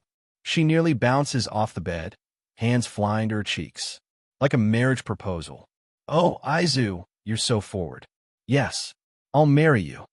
She lunges, wrapping her arms around his neck, nearly toppling him. He flushes crimson, stammering, and no, not marriage, just like watching each other's backs. Being close. Like partners, I guess. I mean, if you want to. Toga pulls back, still beaming, eyes shining with a manic, delighted light. That's just marriage with extra steps. So I double accept. We'll be together, protect each other, share everything. That's what partners do, right? She presses her cheek to his, sighing, this is the best day ever. As her words settle, a new system message flashes. Toga Himiko, recruited bond. 100%, cap at current level. May increase after upgrade. You gain 100% of any villain points she earns as long as she is in your crew. All points she gains will also accumulate for you. You may spend or earn points on her upgrades, skills, or stat increases. Izuku blinks, amazed at the windfall. Wait, so if your bond was only 50%, I'd get half your villain points, but because you're at 100, his eyes widen. That's huge. He clicks open her stat screen for the first time, and what he sees nearly knocks the wind out of him. Physical, 30 body, 30 mind, 25 charisma, 45 quirk, transform, mimic anyone whose BLD she's tasted, for up to an hour. Voice, scent, and biometrics included, slight stat boost during transformation. Skills, gymnastics, expert, deception, expert, persuasion, advanced mimicry, expert, blade work, partial, knife throwing, partial, bond loyalty. 100% he stares, awed, and maybe a little defeated. You have so many skills, he mumbles. And you're so strong. How do you? I didn't even buy anything for you yet. The system chimes in, cold and clinical. All people have skills, user. Some train and gain expertise, naturally. The system simply displays what is present and can improve them. Izuku's stomach drops. So, I don't have any skills. I mean, besides what I bought. The system is merciless. User has analyze, basic, and martial arts, beginner. That's it. His voice is barely above a whisper. Toga's smile falters as she peers at his face. Hey, what's wrong? Are you okay, Izu? He can't look at her. He's staring at his stats, feeling that familiar, sick heaviness. His physical is low, body is weak, mind average, charisma almost nothing. Just analyze, and the most basic martial arts package. The system, sensing his distress, adds, you never put effort into your dream, user. You talked about heroes, wished for a quirk, wrote endlessly, but you never trained. Never fought. Never even tried to learn martial arts until now. You were timid and sheltered. You let others define you. This is your own work, your own result after 17 years. Izuku clenches his fists. He wants to protest, to scream at the system, to deny it, but something cold and honest inside him knows it's right. All he'd ever done was dream. He never became. Toga is watching him, frowning. Then she moves closer and pulls his head to her chest. The action shocks him, breaks his spiraling concentration. Izu, she says, stroking his hair. Don't be sad. You're not alone now. I'll help you get stronger. We'll do it together. I'm already so proud of you for surviving, for fighting back, for letting me in. He exhales, soaking in her warmth. I'll get strong for the both of us. I promise. He sits up, looking into her eyes. You know, you saw the stuff I did. The scaring, the stealing, the hurting. Does that bother you? Are you okay with me being a villain? She grins, eyes gleaming with delight and a touch of darkness. Izuku, I'm literally a criminal. You know that, right? He blinks. Wait, what? She laughs, swinging her legs off the bed. I mean, I almost killed one of my classmates once. He was in critical condition. My quirk, it had acted up. We got in a fight and I blacked out. When I woke up, he was covered in BLD. The next day I asked him if I could SCK his BLD. He freaked out, called me a freak. So I stabbed him. A lot. With a metal straw I'd made at home. Drank the BLD, Izuku's eyes widen. He's stunned, unsure whether to be terrified or impressed. Toga's voice grows quieter, eyes distant. Another classmate saw me, screamed, ran to get a teacher. I panicked. I took whatever clothes I could from my locker and ran. I've been living like a ghost ever since. She looks at him, lips trembling. But you let me in. You didn't scream, didn't push me away. You're the first person who's ever let me be me and still want to stay. Izuku's chest aches, hearing the pain and pride warring in her voice. He takes her hand in his, squeezing tight. Then we'll both get stronger, together, and we'll never let anyone decide who we are ever again. She beams, wild, bright, and utterly his. Deal. Crew, partners, whatever you want to call it. I'm yours, Izu. Forever. He turns the screen toward her. All right, so, here's how my quirk, system works. I earn points by basically doing bad things. Not just crimes, but anything that generates negative emotion in someone else. If it's extreme, or illegal, or physical. Bigger rewards. Words work too, but it's faster if it's in person. Toga's eyes widen as she leans in, practically purring at the thought. That's wild. You mean like a video game? He nods, tapping through the interface. Sort of. But everything costs points, skills, abilities, upgrades. I only started to get stronger when I stopped holding back. He flicks to his stats, a little embarrassed. Physical, 10 body, 10 mind, 20 charisma, 10 he grimaces. These are, basically I'm still really weak. Mind is the only thing above average. I can buy stat increases, but it takes 100 villain points for every 10 points I add. Everything else, like martial arts or medicine, costs 50 or more just to start. Toga peers at the screen, fascinated. Ooh, what about me? Can I see my stats too? He taps the recruit menu, highlighting her profile. Instantly, her stats, quirk description, and skills appear, floating in the air like a glowing ID card. She squeals, reaching out to touch it. Her hand passes right through the projection, but she's delighted anyway. That's so cool. Look, it even shows my skills. Wait, 2 skill slots available. But I can't pick anything. She pouts, poking at the unresponsive skill boxes. Izuku laughs softly. Yeah, you can only use your own villain points to upgrade yourself. I can spend them for you if you ask, but you have to earn them first. Right now, you're at 0, since I recruited you before you did anything new. He points to the small display at the edge of her stat screen.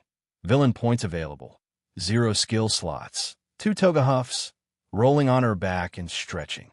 So the more trouble I cause, the more points I get, and then I can learn new tricks. Dangerous. I like it. He nods. And I get a percentage of your points. Right now, it's 100% since your bond's maxed out. So if you're in 10 points, I get 10 too. But the system says bond can go even higher after an upgrade. Maybe more benefits too. She grins, baring her little fangs. We could double our points if we tag team it. Power couple, am I right? She leans in, brushing her lips across his cheek. If I get stronger, you get stronger too. I love it. He feels his heart flutter, nervous, excited, a little giddy. But there's another worry tugging at him. But there's something else. He hesitates, glancing at the door. You can't stay here every night. My mom's being nice, but she'd freak out if you never went home. And you said you've been on the run. If someone came looking, it could be bad. Toga sits up, pouting thoughtfully. Yeah, I usually sleep wherever I can, abandoned apartments, roofs, under bridges. It's cold and lonely, but I don't get caught. She bites her lip, for once looking vulnerable. I don't want to leave you, Izu. But you're right. As if on cue, a new notification flares before his eyes. Hideouts available warehouse. 20,000 VP multi-room. High-end villain base. Several bedrooms. Bathrooms. Security. The CRP shack. 5,000 VP portable prefab house. 2 bedrooms. Living room. Kitchen. Bathroom. Can be relocated by you or your henchman. Utilities included water, electricity, gas, plumbing. He shares the display, Toga's eyes going wide. Whoa, can you really just buy a villain house?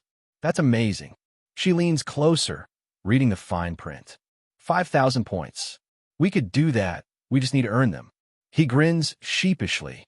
Yeah, it's not fancy, but it would be ours. Anywhere we want. Safe, private. No one could kick us out. No more hiding under bridges.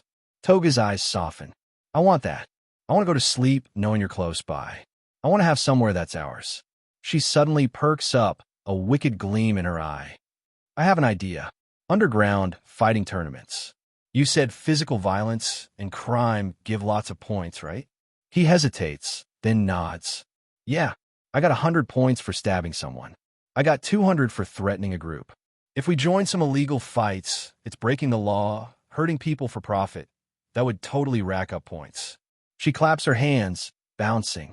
Let's do it. I've always wanted to try those. It's not even killing, just a little BLD, a little pain, and a lot of villain points. Plus, you could get stronger for real. Not just numbers, but fighting experience. Izuku thinks about it, weighing the risk and reward. We need disguises. And to scope out the scene first. Maybe use your quirk to get inside.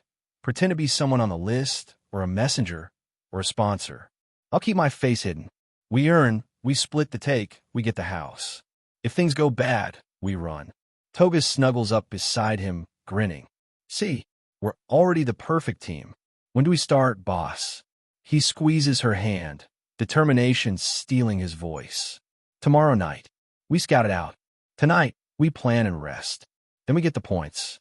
And then we get our home. She laughs, pure joy and danger blended. Home. I like the sound of that.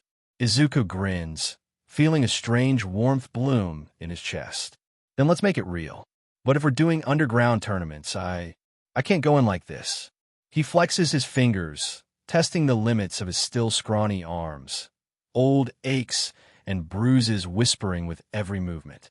Toga pokes his bicep, giggling. You'll get creamed in 5 seconds, Izu. But that's okay. I'll patch you up after. Or drag your unconscious body out by your ankles. She flashes her fangs in a playful snarl. That's what partners do.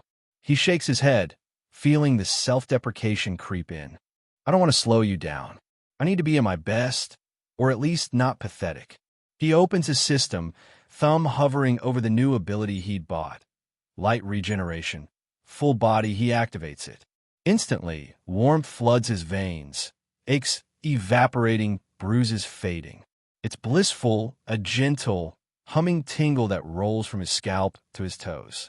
But as soon as it fades, a heavy exhaustion settles into his bones.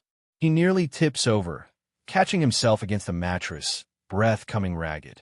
Toga leans in, concern flickering in her eyes. You okay? You look like you just ran a marathon and then got run over by a truck. He laughs weakly. Yeah, it's part of the ability. I can heal anything, cuts, sprains, bruises, old injuries. But it takes a lot out of me. I can use it again in 5 minutes. He checks the system timer, watches it tick down. I'm doing it again. I need to be in peak condition. She sits cross-legged, rocking slightly, watching him with rapt attention as the 5 minutes crawl by. Does it hurt? He shakes his head, watching his hands. No, it's more like pressure, like my muscles are being rewound. I wish it could just give me more muscle, but it just resets me to normal. He sighs, but I'll take it. It's more than I had yesterday. The timer hits 0. He fires regeneration again. The CYCL repeats. Relief, then a wave of crushing fatigue. His hands tremble as he grips the sheets, but he refuses to show weakness. Toga just grins, reaching over to tousle his hair. Look at you, all tough and stubborn. I love it, she purrs, voice low. One more time. He nods, barely able to keep his eyes open. Yeah, I need everything I can get. By the 3rd round, the room is spinning and his muscles feel like jelly, but for the first time in his life, he's not in pain. Every ache, every lingering injury from years of abuse, every scar gone. He pushes himself upright, testing his arms and legs. He feels new, alive, not strong, exactly, but there's no more dragging weight, no dull throbbing at the edges. Okay, that's as good as it gets. I'm ready to spar. Toga bounces off the bed, gleeful. Let's do it outside. There's an old construction lot near the river. No one will bother us. Plus, I can show off. He smirks, fighting down the nerves. All right, but go easy. I don't have regeneration, left if you break me in half. They sneak out into the dusky evening, Toga stealing his hand as they slip down the fire escape and out into the back streets. The city's edge is quiet at this hour, only the distant rush of trains and the murmur of traffic breaking the peace. At the empty lot, under the cover of half-built steel frames and darkening sky, Toga stretches, cracks her knuckles, and grins like a wild animal. "Ready?" she asks, bouncing on her toes. "Not even a little," he jokes, raising his fists, stance shaky but determined. "But let's see where I'm at." They circle, watching each other. Toga darts and first, blindingly fast, her footwork nimble. He barely manages to block her first jab, but she's already past him, spinning, tagging his shoulder. He grunts, tries to counter, but she's gone behind him, then to the left, sweeping his legs out. He crashes to the ground, breath knocked from his lungs. She looms over him, grinning, offering her hand. That's one. He takes it, scrambling upright, refusing to give up. Again, they go another round. This time he manages a glancing blow to her arm. She laughs, delighted, then twists, locking his wrist and flipping him onto his back. Her movements are fluid, instinctive, every muscle and bone in sync. He can't keep up. She's stronger, faster, more experienced. By the fifth round, he's panting, drenched in sweat, but grinning through the aches. Okay, you win. I get it. ISCK. Toga straddles him where he fell, pinning his wrists with her knees, her face inches from his, breath warm on his cheek. You don't SCK. You're just new, and you're getting better. She beams, licking a drop of sweat from his jaw. Plus, you lasted longer than I thought you would. Most boys can't take me down at all. He laughs, eyes flicking to the sky. Thanks, I think. I've got a long way to go. She helped him up, brushing dirt from his shirt. That's why we train. You've got the system, I've got the skills. We'll make you a monster in the ring. She flexes, striking a pose. Tomorrow, I'll show you knife work and some dirty tricks.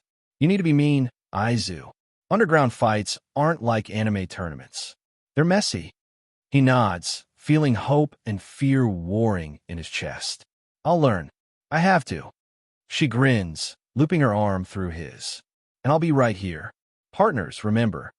He looks at her, seeing the future, bloody, chaotic, uncertain, but finally his. He squeezes her hand, voice soft but fierce. Yeah, partners. They head home as the city lights come on, plotting moves and dirty tricks. The next morning the sun is barely up, but the abandoned construction lot already hums with anticipation. Beams of early light cut through the metal skeletons, catching dust in the air and painting everything with golden fire. Izuku cracks his knuckles, stretching every muscle until the last of the aches fade, his heart beating with anxious resolve. Toga bounces in front of him, eyes bright, hair wild, her energy infectious. All right, hero boy. Day 2. You ready to get your butt kicked again? He manages a crooked grin. Probably, but not as easily this time. She smirks, circling him. We'll see. Show me what you've got, Izuku. He breathes in, letting his mind go still. Yesterday, he'd fought on instinct, flailing, brute forcing his way through every exchange.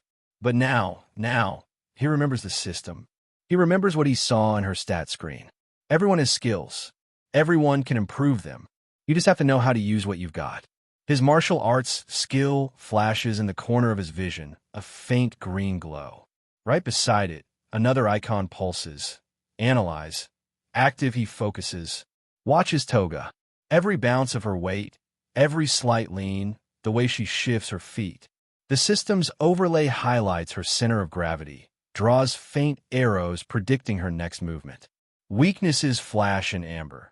The brief moment she overcommits to her right, the slight opening in her guard when she teases, the way her gaze always flicks to his left side before she goes for a sweep.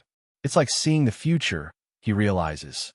But it doesn't mean I can do anything about it if I'm not fast enough. Come on. She taunts, rocking on her heels, arms loose at her sides. You gonna stand there all day, or she lunges, fast as a viper. He watches the opening. Her left hand drops a fraction too low on the windup. His body moves, he blocks, deflects, but his arms aren't strong enough to redirect her full force. Still, he manages to absorb the blow, only staggering instead of falling. He grits his teeth, The analyze window, whispering suggestions. Her guards down on recovery. Low kick available. He strikes low, catching her shin, but her reflexes are too sharp.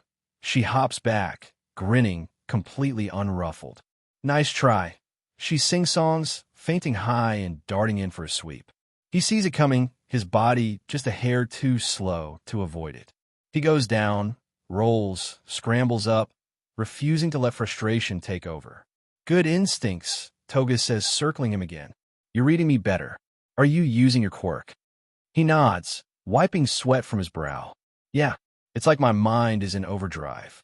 I see where you're going, even the little slips, but he huffs, frustrated. My body just isn't fast enough to follow through. I need to be patient. I have to wait for you to really mess up. She grins, eyes gleaming. Exactly. Sometimes you have to let the fight come to you. Let the other guy get cocky, let them open up. Then, bam, you strike. They circle again. He breathes deep, every sense tuned to her. She faints, testing, jabs at his face, and he leans back, eyes locked on her hips and shoulders, reading the language of her body. The system overlays slow down, sharpening as he focuses. Then she overcommits a spinning kick, too wide, too eager. In that split second, the system flashes opening. Izuku ducks low, rushes in, and lands a punch against her ribs. Not hard, not clean, but it connects. Toga staggers, grinning wide. There, that's what I'm talking about. She bounces back, clutching her side, laughter bubbling up. You finally tagged me. You're learning. He grins back, chest swelling with pride. It's all about waiting, reading, using my quirk, not just charging in like a brute. She nods approvingly. You're starting to think like a real villain, Izu. Patience, planning, and a bit of evil luck. They go again. He waits, lets her drive the pace, never overextending, never letting frustration boil over. He absorbs hits, blocks what he can, dodges what he must. His analyzed skill highlights her rhythm. After 3 quick attacks, she always throws a feint. After a taunt, her next blow is always real. Finally, she slips. He sees it. Her eyes widen. Her heel catches on a chunk of concrete. He closes the gap, low and tight, sweeping her legs from under her. She hits the ground, rolling, but he's there first, pinning her wrist. They both freeze, panting, sweat and dust in their hair, grins stretched wide across their faces. Toga laughs, delighted, pushing him off and springing to her feet. Not bad. You almost had me that time. He gets up, aching everywhere, but for once he doesn't care. You're amazing, Toga. I still don't stand a chance, but I'm getting closer. She beams, her gaze full of pride. You're learning faster than anyone I've ever fought. If you keep this up, I'll actually have to try. He looks at his hands, flexes them, feels the hum of something new under his skin. This is what it's like to get stronger, he realizes. Not just stats, not just numbers. Real growth, real understanding. He meets her eyes, voice steady. We keep training. Every day, I want to be able to protect us both. I want to be someone who can fight and win, not just run. She grabs his arm, pulling him close. Then I'll train you until you can pin me anytime you want, she teases, nipping at his jaw. But not too fast. I like being the dangerous one. He laughs, exhaustion and excitement mixing in his chest. Deal. The morning sun climbs higher, glinting off steel and sweat as they spar again and again. Laughter and bruises marking the beginning of something neither of them ever thought they'd have. A reason to fight, and someone worth fighting for. 1 week later, a week slid by in a blur of sweat, pain, and determination. The world outside felt distant, almost unreal, as Izuku and Toga built a world of their own, half training, half secret, all ambition. Izuku's villain points trickled in, 5 here, 10 there, from burner accounts stoking flame wars across the internet, but the digital world was tightening. Platforms flagged his usernames as hate speech, and bans came faster every night. The easy points were drying up. He found new ways to build strength instead. Each morning before dawn, he and Toga slipped out to the trash-strewn sands of what the city called Junkyard Beach. Piles of discarded appliances and scrap metal, Old weights, cracked cinder blocks, nothing like a real gym, but Izuku made it work. They did circuits in the gray sand, sprints, squats, push-ups, lifting rusted car parts until his arms trembled. Toga would spot him, counting out reps, barking orders with giddy cheer, her encouragement a strange blend of teasing and genuine pride. At night, she'd sneak in through his window, grinning as she shed her shoes and curled up next to him on the floor. She always left before Inko's alarm, vanishing like a dream. Izuku kept his fake cast on, grimacing through the ruse, insisting to his mom he still needed more time before returning to school. The truth, he needed every minute to grow. His physical and body stats climbed by 5 points each. His mind ticked up 2, now at 25. He could feel the difference in his bones, muscles tougher, mind sharper, confidence slowly building. His charisma stayed stubbornly at 10. Maybe you couldn't train charm. Tonight, as they walked down a dark, rain-streaked alley toward a sunken concrete stairwell, the old anxieties crawled back. Izuku's pulse thudded in his ears, stomach churning as he eyed the battered metal door at the bottom of the stairs. Toga was beside him, bouncing with anticipation, her hair tied in twin puffs, a stolen jacket thrown over her shoulders. "You ready, Izu?" she whispered, tugging his hand, her golden eyes glinting in the gloom. I don't know," he admitted, voice raw. "What if I choke? What if I get ranked so low I can't even fight again?" She grinned, squeezing his fingers. "Then I'll make sure they remember you anyway. Or you can just watch me win and cheer me on. Either way, we'll raise hell." He managed a shaky smile. "Yeah, you're right." They knocked on the door. A viewing slot scraped open, revealing a pair of sharp, suspicious eyes. "Password." Toga grinned. "Sanguine sunrise," she sang, bouncing on her toes. The slot snapped shut. After a tense beat, the lock rattled and the door swung inward, revealing a cramped, dimly lit corridor lined with faces, thugs, thrill-seekers, washed-up quirk users with scars and haunted eyes. The air was thick with sweat, BLD, cheap cologne, and adrenaline. A bouncer, arms like tree trunks, eyed them up and down. "First-timers, huh? You got your alias cards." Izuku blinked, glancing at Toga. She winked at the bouncer, flashing a predatory smile. "I go by BLD Sucker." The bouncer's eyebrows shot up, but he didn't comment. "And you?" he grunted, staring at Izuku. Izuku froze. Every name he'd ever thought up sounded stupid now. Too childish, too heroic, too transparent. His throat bobbed. "Deku. Call me Deku." Toga snorted, elbowing him. "Really? That's what you go with?" He blushed, shoulders hunched. I panicked. The bouncer scribbled on 2 battered bronze cards and handed them over. "BLD Sucker, Deku. Both bronze. Newcomers. Your names, your fights, and your ranks go on here. Don't lose them. Move along." They shuffled forward into the main chamber. The arena was a half-sunken pit ringed by metal rails and spotlights, the audience crowding 3 deep. The floor was stained, cracked, and slick. Clearly, fights here rarely ended clean. Organizers in black coats prowled the edges, making notes on clipboards, eyes tracking every move. Ranking goes: bronze, silver, gold, platinum. Toga whispered his ear as they found a bench to watch the other newcomers. Bronze is for rookies, first-timers, or people they think will die in the pit. Silver means you're dangerous. Gold, you're a headliner. Platinum, that's a monster. Nobody wants to see a bronze fight a platinum. It's boring and over too fast. Izuku's hand shook as he fingered his card. The name Deku scrawled in sharp black ink. He tried to steady his breath, heart pounding as he watched 2 fighters, both bronze, circle in the pit below. One, a hulking guy with a stone skin quirk, the other a girl with a tail like a steel WHB. The crowd hooted and booed, calling out bets and taunts as the fight unfolded in a blur of violence and pain. Toga pressed her hand to his. "Don't be scared.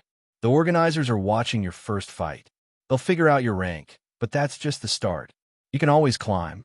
Or fall." A harried organizer approached, clipboard in hand. "BLD Sucker. Deku, you're up in 3. Fights are single elimination for now. Don't kill anyone, don't cripple anyone, and don't use quirks that wreck the arena. You get one warning. Break the rules, and you're out. Understand? Toga flashed her fangs. Crystal clear. Izuku nodded, throat dry. Why ya? Got it. The organizer eyed them both, then leaned close, voice dropping to a hiss. Bronze doesn't mean weak. It means you haven't proven anything yet. Prove you could survive, and you'll move up. Just don't embarrass yourselves. As the organizer left, Toga leaned in, voice low and wicked. Ready for showtime, partner. He nodded, heart thrumming. Yeah, let's show them what we've got. The lights in the pit flickered, crowd howling for BLD and spectacle.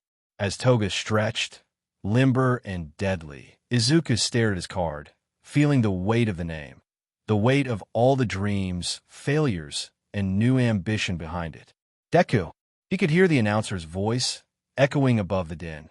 Next up, BLD Sucker and Deku. Step up. The crowd's roar echoed around the pit, a cyclone of bloodlust, sweat, and cheap liquor. Harsh white lights glared down, casting stark shadows across the concrete, highlighting every drop of BLD, every twitch of nerves in the fighters below. Izuku could barely breathe, pressed against the railing with the other rookies, his fingers clenched so tight around his card that his knuckles were white. The announcer's voice, ragged with excitement, cut through the din. Next up, Bronze Tier. In this corner, a new face in the pit. Give it up for BLD Sucker. A smattering of boos, jeers, and curious shouts rolled through the crowd as Toga skipped down the metal steps into the pit. She wore her stolen jacket loose, hair bouncing in wild puffs, and her smile, sharp, too wide, almost hungry, cut through the smoke and sweat like a knife. Izuku's heart hammered in his chest. He watched as she stretched out her arms, cracked her knuckles, and grinned up at the lights, unbothered by the hostile crowd. The announcer raised a hand, and her opponent, a bruiser, straight from the docks, give it up for Dozer. The pit door rattled open and a mountain of a man stomped out, all muscle and faded tattoos, his head shaved to the scalp, fists like sledgehammers. He glared at Toga with the open contempt of someone who thought the fight was already over. Toga's eyes narrowed in glee. She dropped into a loose stance, hands open, palms forward, every line of her body screaming readiness. The organizer stepped between them, eyes cold and calculating. No weapons, no killing, hands only. Winner gets 10,000 yen. Loser gets a concussion. If they're lucky, fighters to the line. Toga bounced on her toes, giggling. Hands only. That's no fun, but I'll manage. Dozer spat, cracking his neck. You're dead, little girl. Gonna fold you in half.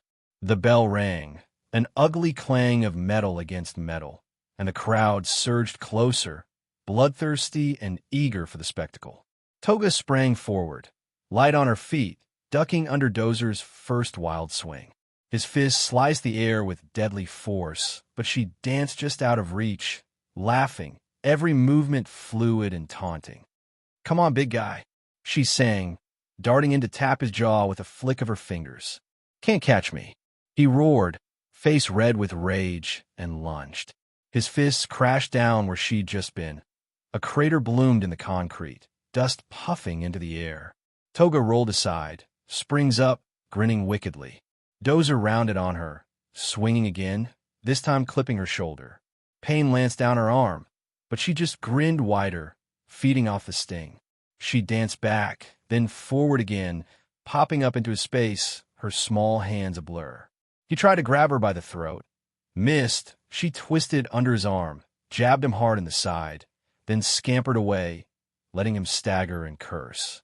The crowd howled, some jeering at her, others laughing at the spectacle of this hulking brute being outmaneuvered by a waifish schoolgirl. Izuku watched, breathless, as Toga kept weaving, never staying in one place for more than a second. But Dozer was learning. He stopped chasing, planted his feet, arms wide, waiting for her to come in.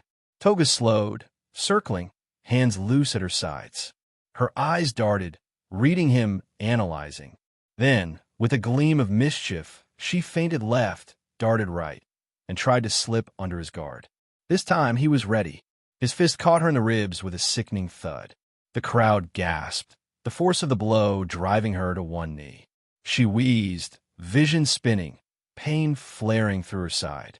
Dozer grinned, looming over her. Thought you could dance forever, huh? Toga coughed, BLD in her mouth. She spat red on the concrete, wiped her lips, and smiled.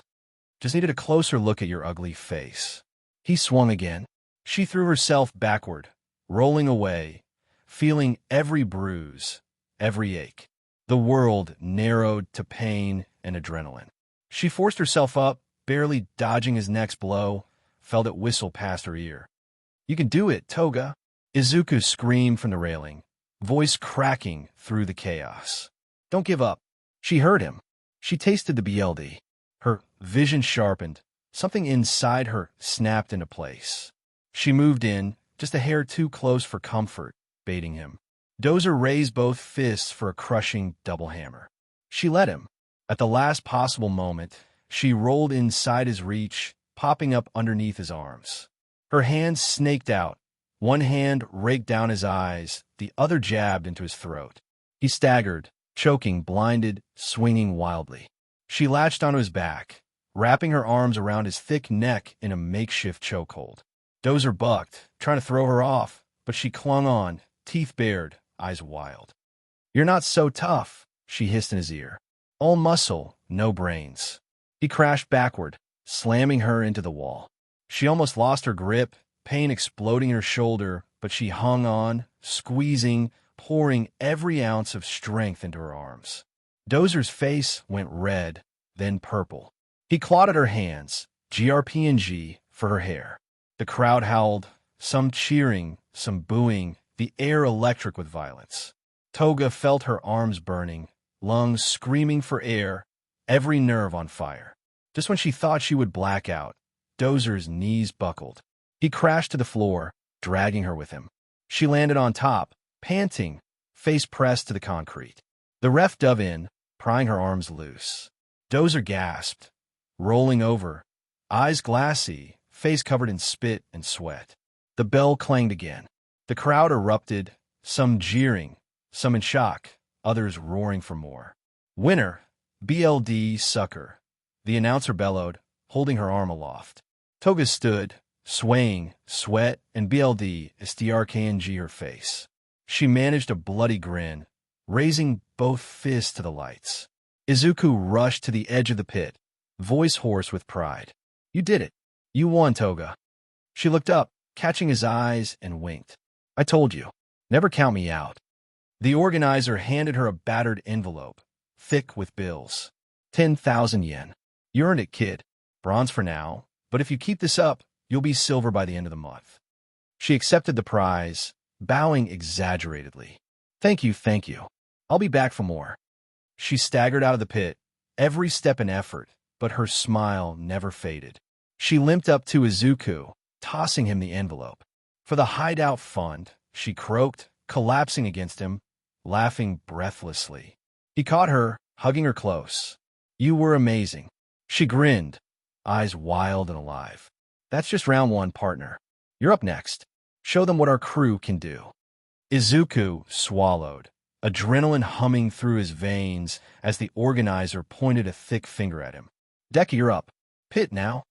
Toga squeezed his hand with her battered fingers, her grin fierce, unwavering.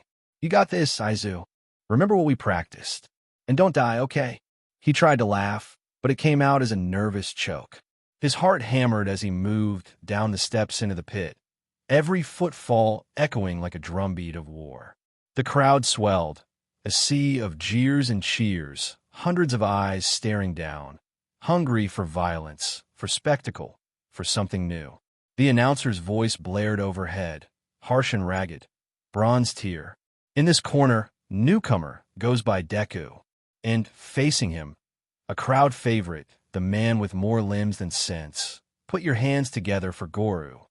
A broad-shouldered man stepped from the shadowed gate opposite, towering over Izuku. He wore no shirt, his upper body a twisted mass of muscle and old scars. Two thick, powerful arms hung at his sides, but two more flexed out from his back, twitching and stretching, each hand clenching into a fist. He rolled his neck, cracking it, and sneered at Izuku. Izuku's system pinged. You have earned 500 villain points. Toga, BLD sucker, has earned 500 villain points. Points available. 2,025 Toga points. 500. Available for her upgrades. He barely registered the notification, mind narrowing to the present, to survival. The organizer glanced between them, expression bored but sharp. Rules. No weapons, no killing, hands and feet only. Winner by KO or SBM-sen. Don't embarrass us. Izuku flexed his fingers, bouncing lightly on the ball of his feet. The weight of 100 hours of practice, of pain, BLD, failure, settled in his bones. This wasn't for fun. This was for everything. For Toga. For their future. For himself. The bell rang, metal and final. Goru came in fast. 4 fists, moving in perfect sync, a wall of flesh and power. Izuku ducked the first blow, air whooshing above his head. He pivoted, blocking a left hook with his forearm, but the force rattled him down to his bones. A third fist snapped up and caught him the ribs. Pain flared, hot and immediate. He staggered, but forced himself to stay upright. Use analyze, he told himself, eyes locking on Goru's footwork, his patterns. Weak points flickered in his vision, brief, tiny. The moment one hand pulled back, another took its place. He's trained. He's done this 100 times. He's used to being outnumbered by everyone else. Izuku threw a punch at Goru's jaw. Goru twisted, caught his wrist with one hand, and hammered his stomach with another. The impact stole his breath, a flash of black behind his eyes. He gasped, tried to pull free, but Goru's grip was iron. Goru sneered, leaning in. You hit like a kitten, Deku. All that bark, no bite. His lower left arm cocked back, slammed into Izuku's side. Izuku choked, nearly folding. But he wouldn't fall. Not now. Not with Toga watching. Not in front of these people. He surged, wrenching his arm free, spinning to the side, lashing out with a kick. Goru sidestepped, letting the kick glance off his hip, then retaliated with a flurry of 4 punches. 1 to the shoulder, 1 to the chest, 2 to the side of the head. Stars exploded behind Izuku's eyes, pain blossoming everywhere at once. He stumbled, knees buckling, BLD dripping from a split lip. The crowd jeered, some cheering for the newcomer to last, others screaming for Goru to finish him.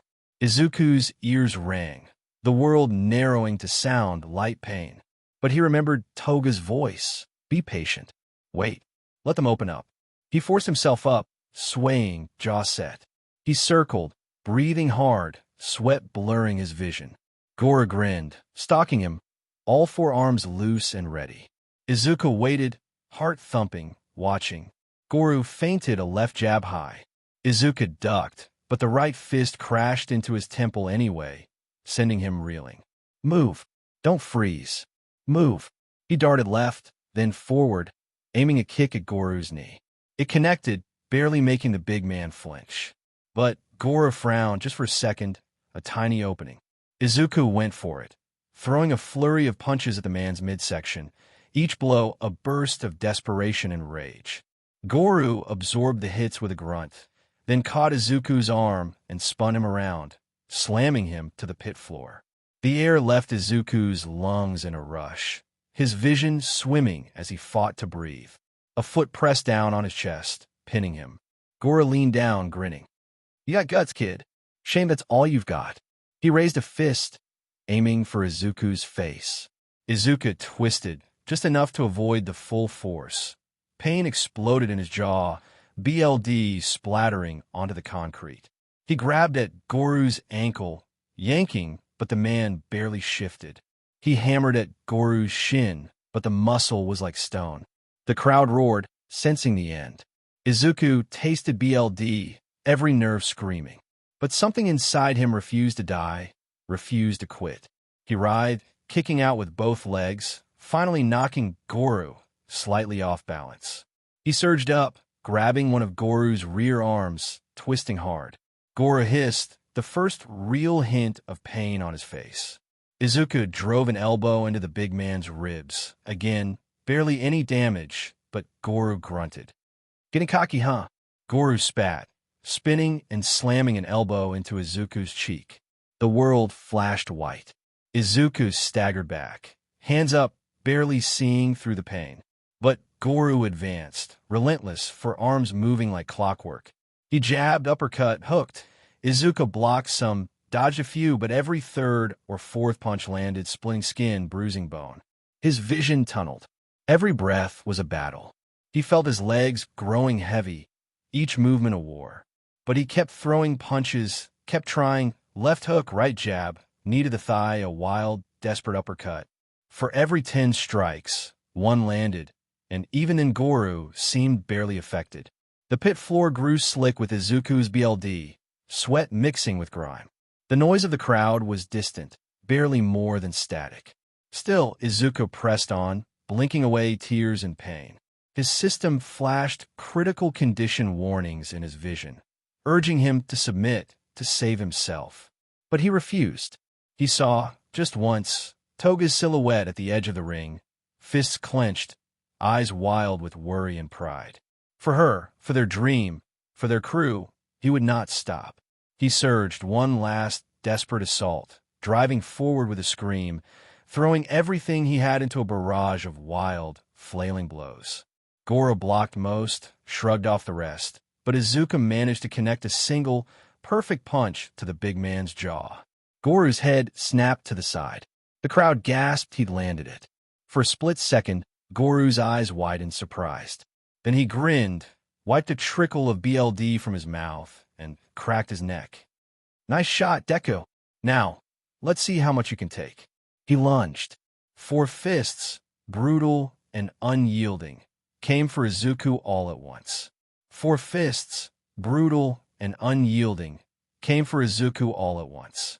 He tried to guard, arms crossed in front of his face, but it was like trying to shield himself from a falling building. The first fist caught him square in the jaw, whipping his head sideways and sending BLD spraying from a split lip. The second and third pounded into his ribs and gut, a rib cracked, pain flashing white-hot up his side.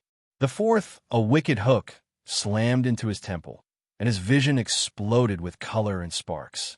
The force of the combined assault lifted him off his feet. His battered body struck the pit wall with a meaty, wet crack, and he crumpled to the floor in a heap, the air punched from his lungs. He lay there for a moment, face pressed to the cold concrete, tasting BLD and iron, hearing nothing but a dull ringing in his ears and the pounding of his heart. Get up, he begged himself. Get up, don't let them see you quit. He tried to stand, but his left arm wouldn't respond, numb and heavy. He glanced down and saw it hanging at a crooked angle. Broken. Useless. He spat BLD, vision swimming. Goru was advancing again, relentless, mouth twisted in a grimace of admiration and annoyance. Still moving, Deku. Stay down, kid. Nobody'll blame you. But Izuku refused. He dug his good hand into the dirt and dragged himself upright, every breath a struggle, every joint screaming. The crowd was suddenly silent, watching, waiting, breathless. His face was a mess, one eye swelling shut, nose bleeding, teeth red with his own. BLD Goru loomed over him, forearms cocked, shadow blotting out the lights. One more chance, Deku, to stay down, or I'll put you there. Izuku sucked in a ragged breath, fire burning in his only open eye. I can't. I won't. I promise her. I promise myself. He lurched forward, throwing a wild punch with his good arm. Goru caught it easily, twisting it behind Izuku's back. The pain made him scream, but he stomped on Goru's foot, headbutt blindly. Goru grunted, slightly off balance. Izuku broke free, stumbling but didn't let up. He threw another desperate kick, striking Goru's thigh. He felt the resistance, like kicking a tree, but he refused to stop. Every nerve was raw, every muscle fraying, but he kept swinging. He dodged, barely, a devastating cross, then lunged, ramming his shoulder into Goru's gut. The big man barely budged. Goru countered, grabbing Izuku by the collar and slamming him face first into the ground. The impact made the world flicker, edges blurring. BLD pooled beneath his cheek. His right hand scrabbled against the floor, nails scraping concrete. Move. Don't stop. Don't die here. He tried to crawl, legs shaking, broken arm flopping uselessly at his side. He made it to his knees, dragging himself up with a grunt. The crowd began to murmur, a few shouts, a ripple of surprise. He's still up. That kid's still fighting. Goru shook his head, stepping back for fists raised, but his eyes, cold and predatory at first, now glimmered with something like respect. Izuku forced himself upright, body trembling, sweat and BLD streaming down his face. He could barely see. Each breath was a knife. But he faced Goru. He raised his good fist. The big man hesitated, glancing at the referee. The ref stepped in, hand out, eyes wide. That's enough. The fight's over. He's done. Any more, and he's gonna die out here. Izuku tried to protest, voice barely a whisper. I can still fight. But the ref shook his head, kneeling beside him. No, kid. You proved your point. Let in here. For a moment, Izuku felt nothing but failure. He waited for the jeers, for laughter, for the scorn he'd grown used to all his life. He waited for Toga's disappointment, for her to turn away, for the crowd to declare him useless. He steeled himself for the sting of humiliation, for the ache of abandonment. But the arena was quiet. Then, slowly, a voice in the crowd broke the silence. He's still alive. Another, louder, the kid's got guts. A third, give him a hand. Hell, he lasted longer than most bronzes. And then the noise grew, a rumble, a tide, building into a thunder of applause and shouting. Not bad, Deku. Way to keep swinging. Someone get that kid a drink. Even Goru looked down, bemused, then offered Izuku a huge, calloused hand. You did good, kid. Most don't last half as long. You got more fight in you than most I've seen in this pit. Take pride in that. Izuku blinked, dazed, and let himself be helped up, legs wobbling. He could barely stand, but Goru steadied him, a grin tugging at the corners of his bruised face. From the edge of the pit, a wild, shrill cry echoed, Toga. She vaulted the barrier, racing across the floor to throw herself around Izuku, arms tight around his battered ribs, face wet with tears and sweat. You idiot. She choked, voice breaking with anger and relief. What were you thinking? You almost died. I told you to win, not get killed. He coughed, a weak smile blooming through the BLD sorry. I couldn't stop. Had to try. She buried her face in his chest, trembling, half laughing, half sobbing. I'm proud of you, dummy. But if you ever do that again, I'll kill you myself. She turned to Goru, eyes flashing with venom. And you, if you hurt him again, I'll drain you dry, I swear it. Goru raised his hands, still holding Izuku steady, looking genuinely confused. Hey, I just did my job. Kid wanted to fight. He gave me one. The crowd kept clapping, and some were even chanting his name. Deku, Deku, Deku. Voices rising in a wave. Izuku's vision blurred, but not from pain. For the first time, he didn't feel like a loser. Come on, Toga whispered, gently tugging him toward the exit. Let's get out of here before someone tries to make you sign their cast. He managed a shaky laugh and let her guide him through the sweaty, chaotic maze of the underground. The concrete walls vibrated with the echo of the crowd, but the pair slipped out, bruised, battered but proud. As soon as the cold night air hit his face, Izuku felt his whole body sag with relief. A soft ding echoed in his mind. You have earned 500 villain points. He couldn't help but smile, a little reward for all that pain. At least something good had come out of the night. They found a low wall a few blocks away. Izuku sat, fighting the urge to just collapse, and opened his screen. With his good hand, he activated light regeneration on his ruined arm, choosing critical injury. The sensation was like icy fire flooding through his veins, burning out the pain, coaxing the bone to knit back together, the muscles and ligaments realigning with excruciating precision.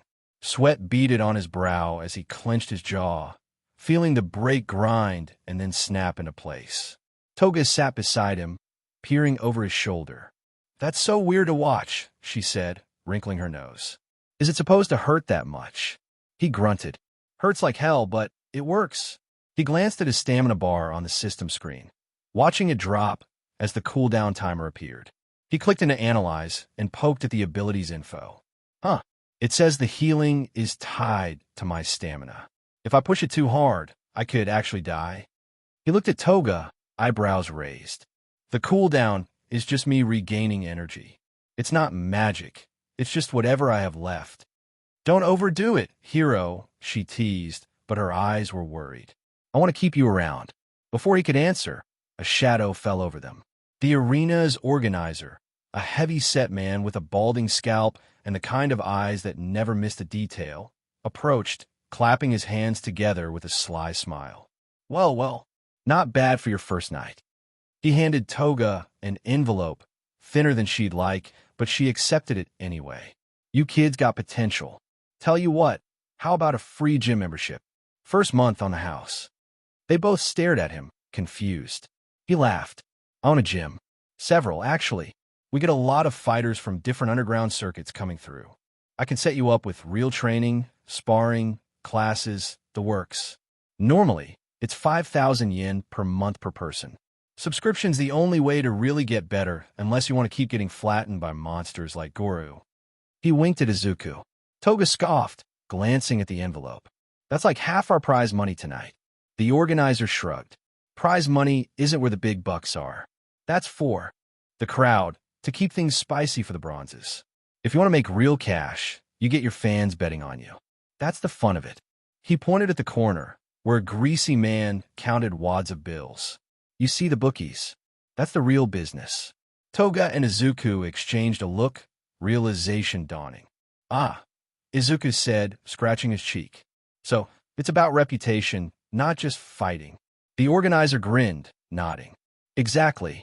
And if you want to survive in this world, you'll need skills. My gym's a good place to start. You two sign up, I'll get you in with some real trainers. Think about it. He handed them 2 passes, plastic, shiny, printed with a snarling wolf logo. Good for 1 month. After that, you'll need to renew. Don't lose him. Toga grinned, tucking the pass into her pocket.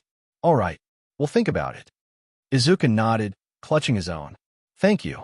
With that, the man melted back into the shadows, always on the lookout for the next big spectacle. Izuku sighed, exhaustion dragging at his bones. That was a night. She grinned, nudging his side. You did good, Deku. I'm proud. Now, let's make some easy villain points before your system puts you in the hospital. He fished out an energy drink from his bag, cracked it open, and drank greedily, the sugar and caffeine hitting his bloodstream like a jolt.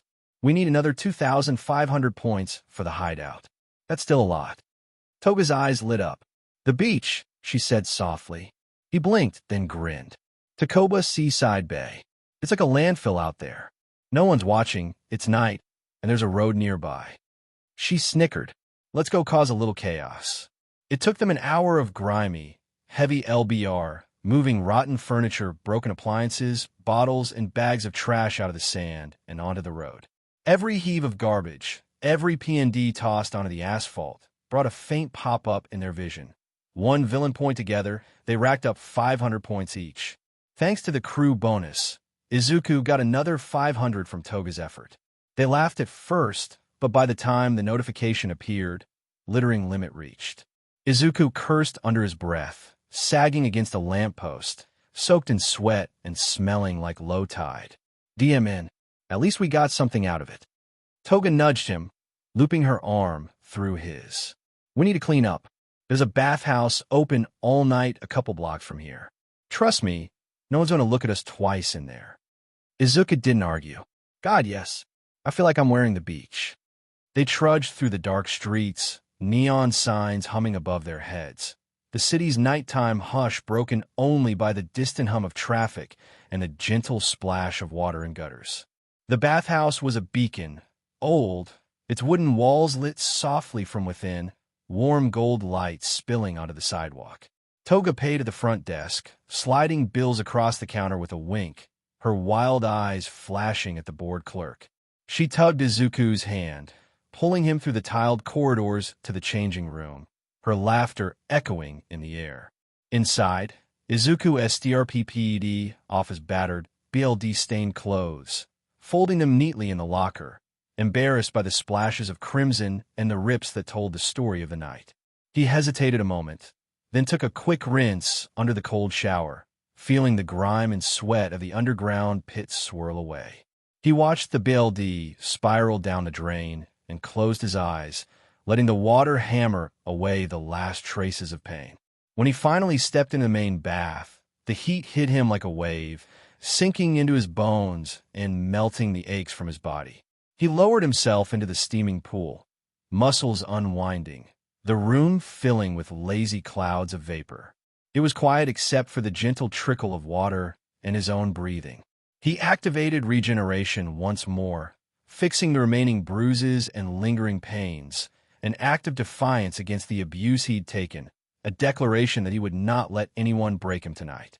As his body healed, he let out a long, slow breath, sinking deeper into the soothing warmth. He heard the sound of a shower running in the adjoining room, the faint splash and hiss of water on tile, but he didn't open his eyes. He just let himself float, for once at peace.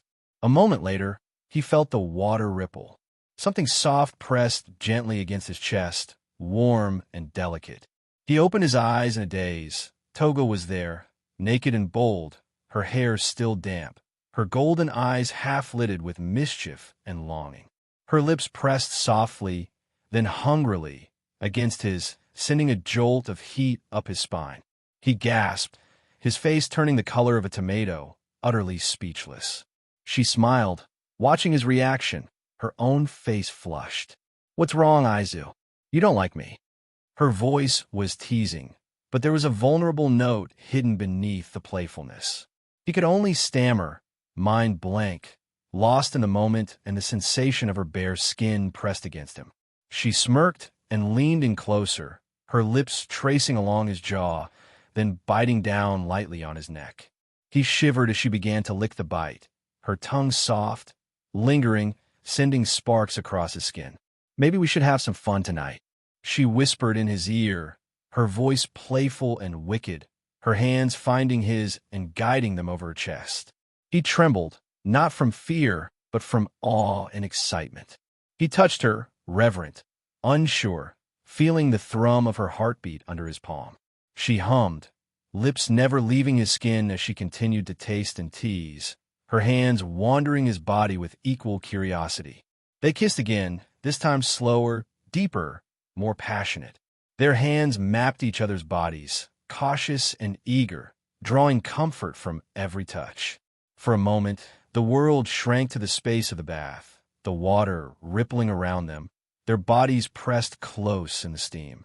But as the passion swelled, Toga pulled back, her forehead resting against his. Her breath was ragged, her cheeks pink. "No further," she whispered, her voice soft but resolute. "We promised your mom we'd take things slow, so we will. But in a month or so, maybe we'll have to revisit that."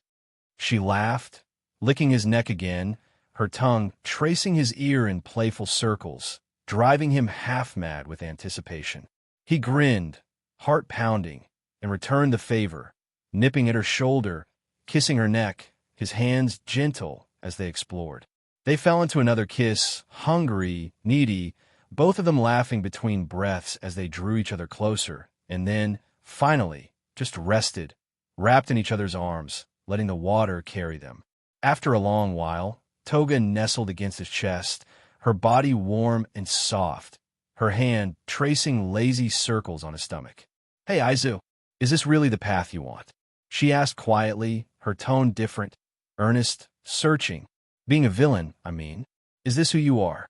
He stared up at the ceiling, thinking hard, feeling the weight of her question.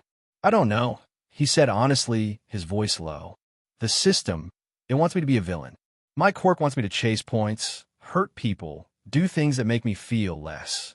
But tonight, when that crowd cheered for me, when they didn't care that I was weak or quirkless or weird, I felt like I belonged somewhere. Like I could be myself for once. Like maybe there's a place out there for people like us, where we don't have to hide or apologize or pretend to be something we're not." He turned, gazing at her with open admiration. I just want a home, a place where I can be me, where I have support, where someone gives a DM in if I fall. Being a villain, it wasn't my first choice. But right now, it feels like the only place I fit. And if it means being with you, then I'm okay with that. He squeezed her gently, eyes wide and honest. Sorry if I sound stupid. It's just, your butt is super soft. He grinned and squeezed her playfully, earning a laugh and a half-hearted smack on the chest. Toga rolled her eyes, but her smile was soft. Idiot. You know what I want?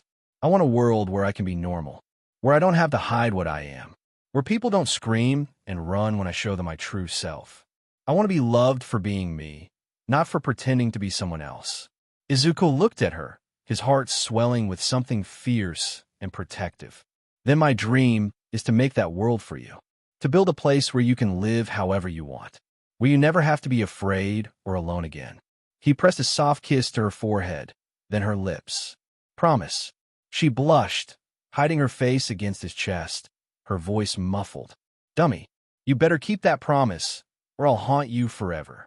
They stayed like that, close and safe, trading stories and secret dreams, letting themselves imagine a future where things could be different. Eventually, Toga murmured, we should get home before sunrise. Don't want your mom catching me naked again.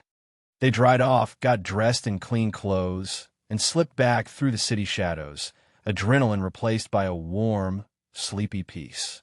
The moon hung low, painting the silent streets in silver as they crept quietly up to Izuku's apartment. He eased the door open with practiced care, Toga slipping in after him, silent as a shadow. They moved through the hallway on tiptoe, breath held every time a floorboard creaked. At last, they reached the sanctuary of his room, slipping inside and closing the door with a gentle click. The familiar space felt safer than ever, the night's aches already fading to something soft and distant.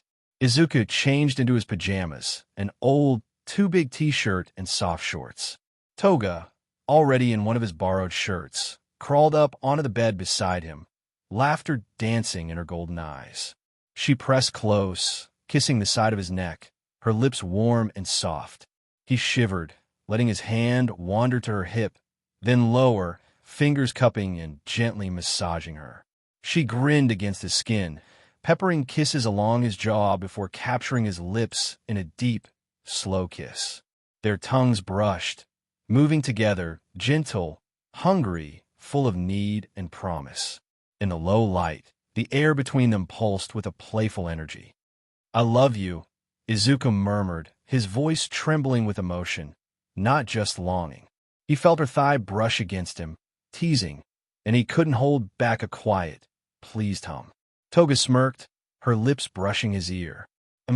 That's definitely love I'm feeling, she teased, rolling her hips just enough to make him gasp. I can feel it right here. Her laughter was a whisper, wild, happy, and free. He kissed her again, long and slow, letting his hands move up her back and down her waist, tracing every line as if memorizing her all over again. Each kiss faded into the next, growing quieter, softer, until finally their breath slowed and they pressed their foreheads together, eyes closed. Toga tucked herself against his chest, head nestled into the curve of his shoulder, their hands linked tightly together. She kissed his collarbone, then whispered, I love you, one last time. Izuku looked down at her, his face burning with joy. I love you too. I've never been this happy before. Thank you, Toga. Thank you for everything.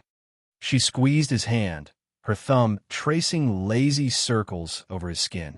He pressed a final kiss to her hair, sealing the night, vowing silently to protect her always. Wrapped in each other's arms, the world outside melted away. In that quiet, gentle darkness, all that mattered was the warmth they shared, their hearts beating together, safe for once from pain and loneliness. Toga was the most precious thing in Izuku's world now, and as he drifted into sleep, he held her close, silently promising to never let go. Thank you for joining us on this journey through What If Deku Was Granted Villainous System. We hope you found it as captivating as we did. A big thank you to Dr.Cats for creating such an engaging story. Don't forget to visit their profile on fanfiction.net for more fantastic works. The link is in the description below.